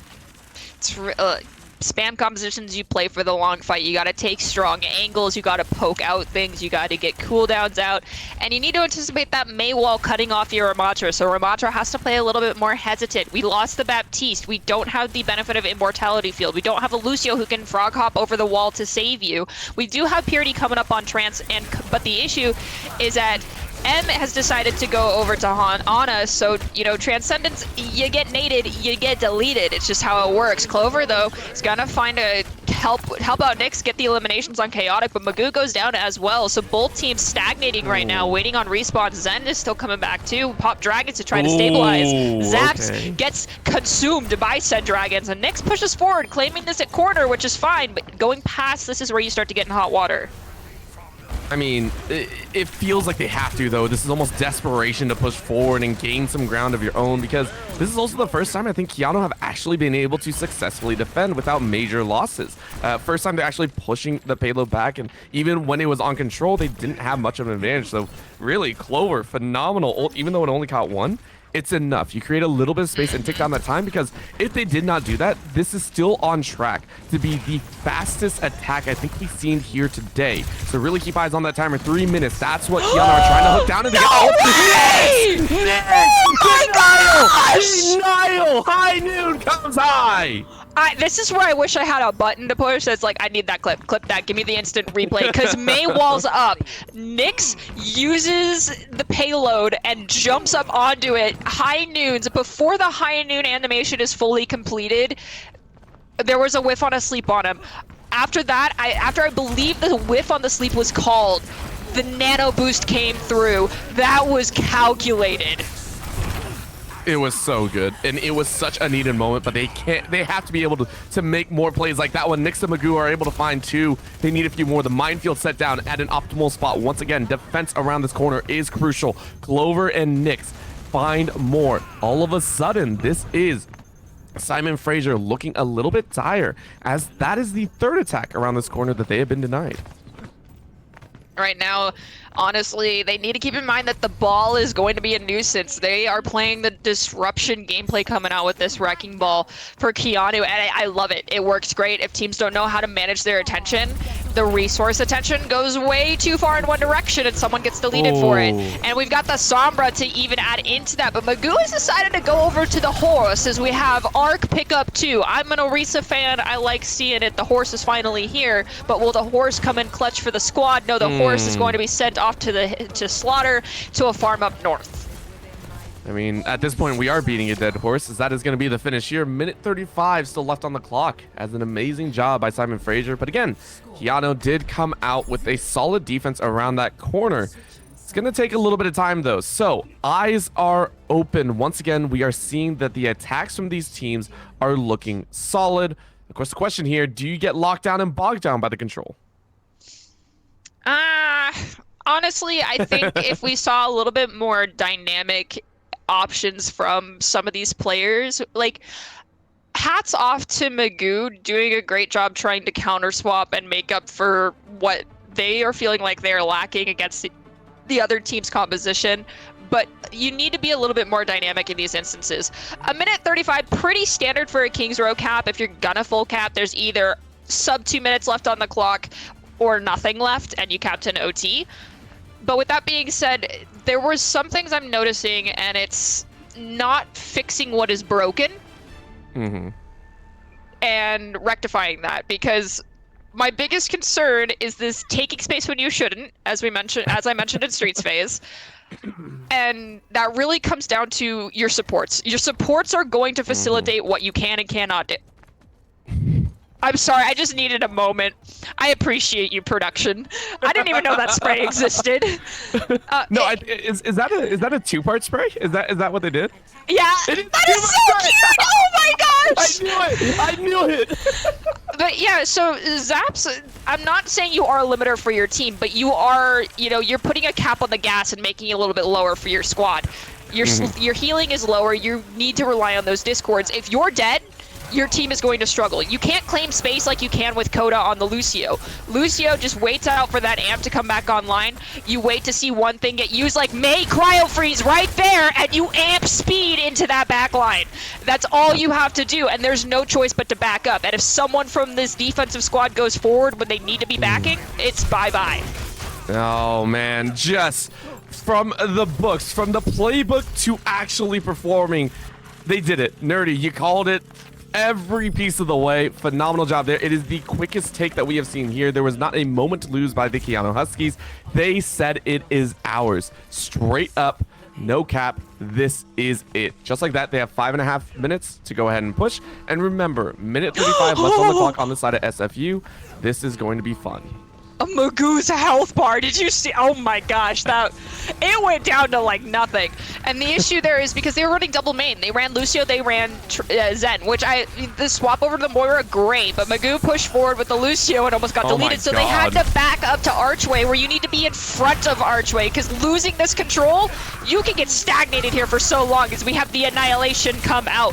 Maywall gets burned. Lucio B is committed. We see M go down, Nyx go down, Zephyr go down. Bodies are hitting the floor left and right, but it looks like Chaotic's Annihilation was really the thing that came out on top. Standing front and center, so tall, so proud. It was great. No, Steiner, we really don't want to join. I'm so sorry. I'm really, really sorry about that. We got an awesome game going on here. Magoo locks down Arc, and it looks like it's a chance back. There wasn't a time. Remember, Magoo fell very, very early on, and now gets a kill on Chaotic, so a return fire there. Able to hold on as long as possible. So keep eyes here. I'm very, very interested to see how the defense plays out. Their run, by the way, SFU ran so quickly through this first push, and then it was locked down about halfway, which is pretty standard on Kings Row, I think. Oh yeah. But I'm interested to see if it happens here as well, as Magoo is just going on a rampage, picking people off left and right. Chaotic and Magoo are both very guilty of doing what is sometimes referred to as overstaying your welcome. After Annihilation had ended for Chaotic and his Ana was dead, he really needed to back off because he didn't use the extra speed he has in Nemesis form to back off. He got deleted. Delito Dorito, you got sent into the chip bag and you died. But thankfully, we're going to be able to retake. We're coining an ultimate. We're going to use Ramatral in response to the dragons that split our team here from Magoo. Great. Don't die to the Sojourn rail shot. Fabulous. It's such a good thing to do. We love you for it. Magoo said, I don't care what anyone is talking about. I'm focused on one thing, laying everyone out on their back. Not a moment to get back up. Magoo now stepping into the corner, trying to contain control, and as you said, take space that this time may not be overstepping, prepping to try and get those ults, but Nyx drops so low. Holy crap. That angle totally fine to hold. Hopefully it was communicated that Nyx had to drop back. And as I meant, like, Zaps, I'm not the only one I'm going to pick on here for supports. I'm also looking at Purity, because Moira, as much as I love Moira, I used to be a rank person who just chronically ran her. She was in Overwatch 1 one of my best supports. I'm a Lucio main now. The issue is that you have a limited healing resource, and the only way to get more is to do damage. You need to be careful about that. Your aggression meter needs to be monitored as we have the Annihilation get popped, and we see that we're not going to be able to get any eliminations backing off around the corner. That is metering your aggression, understanding what resources you have. Activating both Nemesis forms. We're doing nothing but spraying here from the Moira. Lucio beat gets dropped to go aggressive, but now we don't have it as a defensive ult. Is that going to get punished later in the next fight? Well, the question, I mean, that really depends on how many are able to stay alive. Chaotic, Zapped, and Zephyrs are all holding cities. Zephyr are able to stay alive, so hey, you're able to hang on for a little bit, but you had to back almost all the way off. You wasted about 20 seconds right there of that time, but look at this. The corner has been rounded. If they are able to cap, they will have an extra minute and a half over their opponents. Actually, almost 2 minutes, I should say. And it looks like there's no stopping it. The wall went up. No one on point. You can't reach it. It is done. Are you kidding me? Keanu sneak away with the last couple of meters. That is straight through the front door, actually. Not even sneaking. I mean, Coda probably was like, I'm gonna burn beat. We have Annihilation, we have Dragon Ult, we have Coalescence. Coalescence was burned right afterwards in that same fight, by the way, if no one noticed, which had me a little worried. But I mean, two massive crowd controlling ultimates that are able to come out. Dragons to split, Annihilation's on point. Everyone says bye-bye. Yep, it's just over. It's just over. And then the walls afterwards just to be like, yeah, you're not even getting out to defend. I love it. Very, very well done. We are now getting into a little bit of OT. Minute 35 on the clock currently for Simon Fraser. And I will say it's not impossible to get a very, very far run. Myself in Septilence, I know you had an amazing story there just talking about, you know, the Ilios and all that fun stuff. I had a fun story as well at a previous event where a team quite literally ran the entire time on OT, like just straight through an entire attack side on an escort map, just ran straight through on OT. So it is possible. However, a bank of over 2 minute difference leans heavily in favor of Keanu right now. I cannot tell you how many times I've seen both teams have a minute on the clock in full cap. All right, that was the first time I saw it, so that's crazy. That's awesome. It hurts because normally we're like nearing the end of the day, so these are the top teams, and it's like, okay, both teams have a minute. Should probably go quick. Maybe halfway through Street States, no, they both full cap. Yep. And it's like, where is my little? Would you like to call a draw button? Would you like to wait? Oh, the wall. Oh no. Oh no, That's made gonna the be our outside. cryo. Okay. Zephyr. Yep, We Zephyr's used good. Vortex a little bit too early there, so Magoo has to back off. They get to claim this high ground. It's fine. You just gotta out-rotate, but Arc picks Clover. Hanzo v Hanzo, and Arc was a little bit better. At least in that Arc duel. Yeah, Arc has actually been phenomenal, by the way, and I really want to point that out. Arc has been on point. Zephyr now getting in the middle as well, taking it a little bit low, but Chaotic ready to jump into the fray. And now it seems the positions have changed. You can go ahead and see Keanu going, how the heck did we get over here? This is a problem. This is actually a definite problem. We need to get on point. We need to slow him down, but we can't get in front. Now going underneath the hallways, getting around the building and trying to find the other side. Wall goes up, sections off a little bit of the defense, and now the chase is on. Arc getting face-to-face with a maid. Doesn't want to stand there too long. Zaps, though, finds Nyx. That's DPS down. Beautiful job there, opening up more space as the payload is opened. Did Zaps hear me when I said your Zenyatta is putting a limiter on your team? I feel like Zaps did. Because he's like, Maybe. okay, I'll hit the gas. Oh, I would think so. The sleep whiff. I heard the That's the sleep second whiff. one. That's the second one that we've seen so far, and Chaotic now saying, okay. Let's see what we can do here. Let's see if we can make up for a little bit of ground. Ult is ready, though, so this is going to be a nice pop if they so wish. But now it is time. OT has ticked. This is going to be a push and a half here if they can make it. Let's see what they can do. And keep eyes, once again, on where the positioning is from the side of Keanu. They can go for a flank. They can go for straightforward. It's really up to them. I mean, they got to stop them here. Also, Zaps, just shout out to your team, because as a fellow Lucio player, I'm normally the payload cart pusher, but you're on as being generous. As we see Kitsune Rush get popped, B get dropped, Mayo get dropped, Annihilation get dropped, Coalescence is thrown into the mix, and this is the rare occasion that Overwatch gets overstimulating. And in overtime, we finally push them off the payload after not one, not two, not three, but I think 4, maybe 5 ults are dropped on it. Listen, if one doesn't work, just do everything. It doesn't matter, and I can appreciate it. I do want to say it feels bad, though, Arc. We had talked about how Arc has been such a crucial part of the SFU attack, has been phenomenal in getting those picks. Also, the routes, Zephyr has also been there. But during that beat drop, at the very, very end, you were praising Zaps, talking about that Lucio and having a phenomenal time. Unfortunately, when the beat drop came down, Arc was not alive. It was such a good job. Keanu were absolutely able to get in front before the beat drop. And so losing out, yes, you got the beat drop. You had about 3 players alive, but it just wasn't enough. So I would say good job on Keanu to find those picks early. They now have 3.5 minutes to cover a ridiculous amount of ground. Or not a ridiculous, but a decent amount. Magoo? And I love this skin, by the way. I love this. Please do it. Please Okay, do it for okay. all that's holy. I get the skin, but Roadhog always worries me. You Why are is because you're a support ult battery. Like, yes, for your own squad, you're a support ult battery, but for the enemy team, you're a support ult battery. I'm interested in watching. We are borderline mirroring. The only thing that's different here is we've got the Ana. I'm gonna go in for, you know, these really. Okay, we're swapping to Okay. Ram. I see Okay. you. Okay, borderline mirror comps, but we have the Ana over the Moira. We've got a support that can really go heavy on being disruptive in the form of the Moira, but we've got a support that can be disruptive without having to move in the form of the Ana, as long as you time these nades properly, because there's gonna be probably no one diving Ana. M can use these to really set up their team for success on this defense. And Keanu are also opting for a little bit more front door entrance. SFU actually went the route instead. They went all the way behind and said this is just straight through the front door. Double walls come up, one sectioning off a little bit more than the other, but Clover steps up for the battle. You can go ahead and see SFU standing in front saying, okay, we will now chase you out. Clover has to back away. Arc getting a great kill on the Nyx. That is going to be DPS for DPS down. Actually, both ways, which is quite surprising as well. Chaotic off on the side said, okay, you stay on the side. I'll be in the front lines to tank up as much as I can. And it looks like so far, this first battle, this first collision is going neither team's way.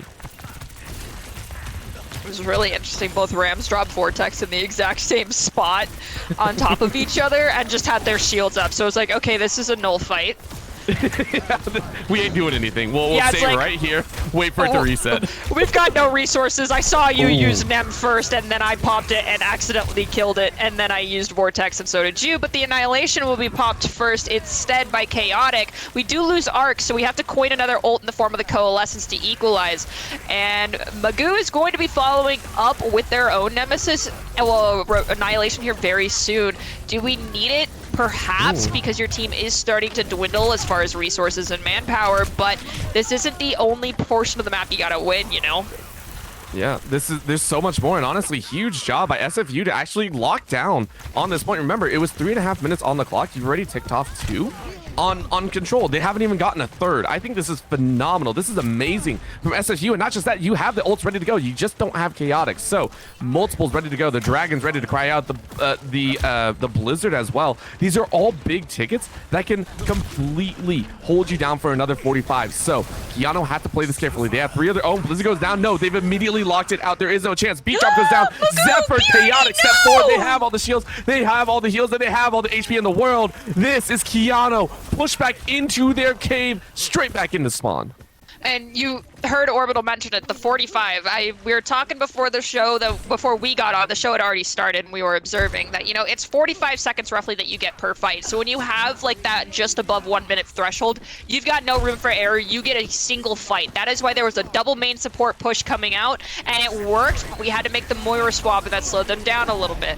Now, for defense, when you have that 3:45 on that clock, that means you've got 4 to 5 fights to defend through when an enemy has that much time on the clock, and that is a perfect defense. Right now, SFU doing a great job.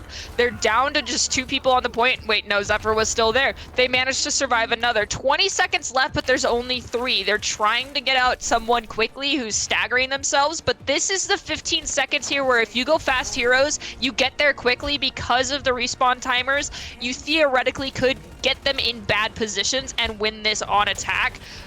But the question is, are we going to lose our take very early because we lost Coda? Yeah, Coda's down, and Magoo immediately backs up. You could see it. They said, okay, yeah, we lost one. We have to get away. But OT, remember, someone has to stay there. Magoo trying to bounce around the edges. Can you do it? Arc said, nah, now you lose the DPS as well. Oh, no! Magoo gets got Oh, corner. no! That's it. Arc finds it. Clover trying to do damage control, and they get on the point. But remember, there's no one left alive. It is going to be Clover to grab 2. It might be enough. Nope, there's the shield. Once again, Beat Drop going to keep them all healthy. And I think this might be GG. Purity in the back line, going to line things up. Look to hold on as long, and I mean, they're doing it. This is going to be a great hold, and Magoo came back up. Magoo's back up. Can you do it, Arc? Arc gets a punch off. They're doing it. Keanu saying, please, please let us not. Arc. Arc said, I'm done. Arc said, I'm done. A 15-player kill streak for Chaotic. The Dragon cries out, but it's a little bit too late. SFU take the series 2-0. Okay, yeah, but Nyx gets play of the game, most definitely. Yep. Nyx has to.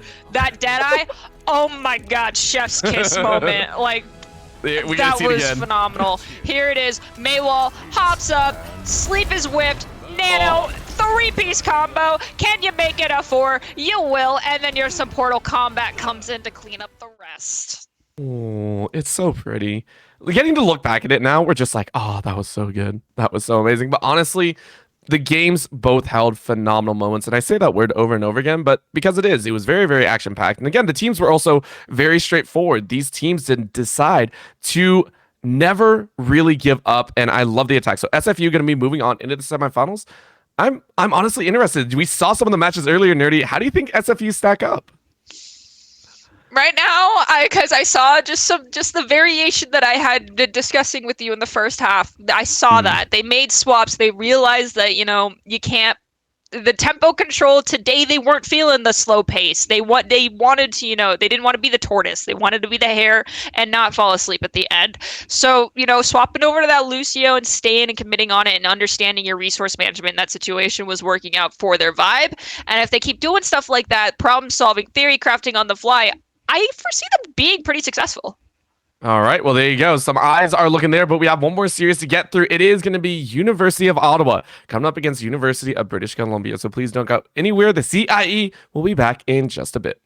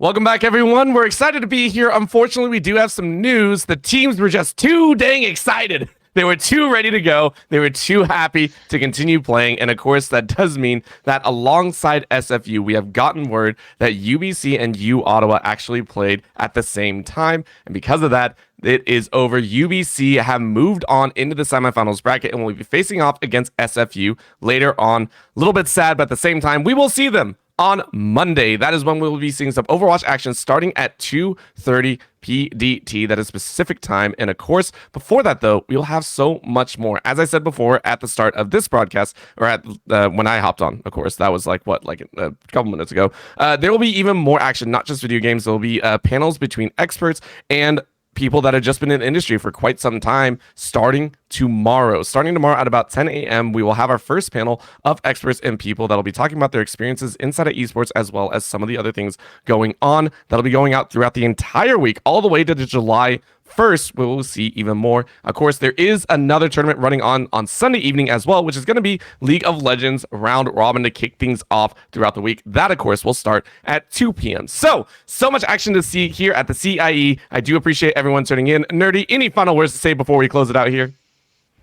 Make sure to eat your vegetables, check your posture, drink some water, and get some good sleep tonight, because obviously tomorrow the panels start a little bit early for most gamers.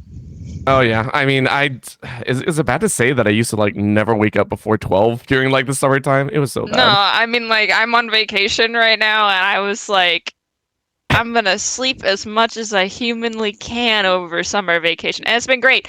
Though I read a research paper that's like anything over 10 hours does absolutely nothing. And I'm sitting here and I'm actively like against this. This is a hill I will die on. Any amount of hours I get past 10 is the best sleep of my life. Yes. You hit that period where you're just like, I don't even care what time it is. I don't care if I traverse into the next year. I don't care. I am good. That is the best feeling in the world. And then you wake up and realize, crap, actually what time it is. I might have a job. The sad part of reality. Either way, though, it was phenomenal to be here with you. I will say that word over and over again because it has been CIE day 1 done. There's so much more action to be seen, though. So please remember, 10 a.m. tomorrow morning, listen to some experts and those inside of the field to learn about their experiences and also see the other side of esports. Thank you so much for tuning in. CIE will return another time. Have a good night.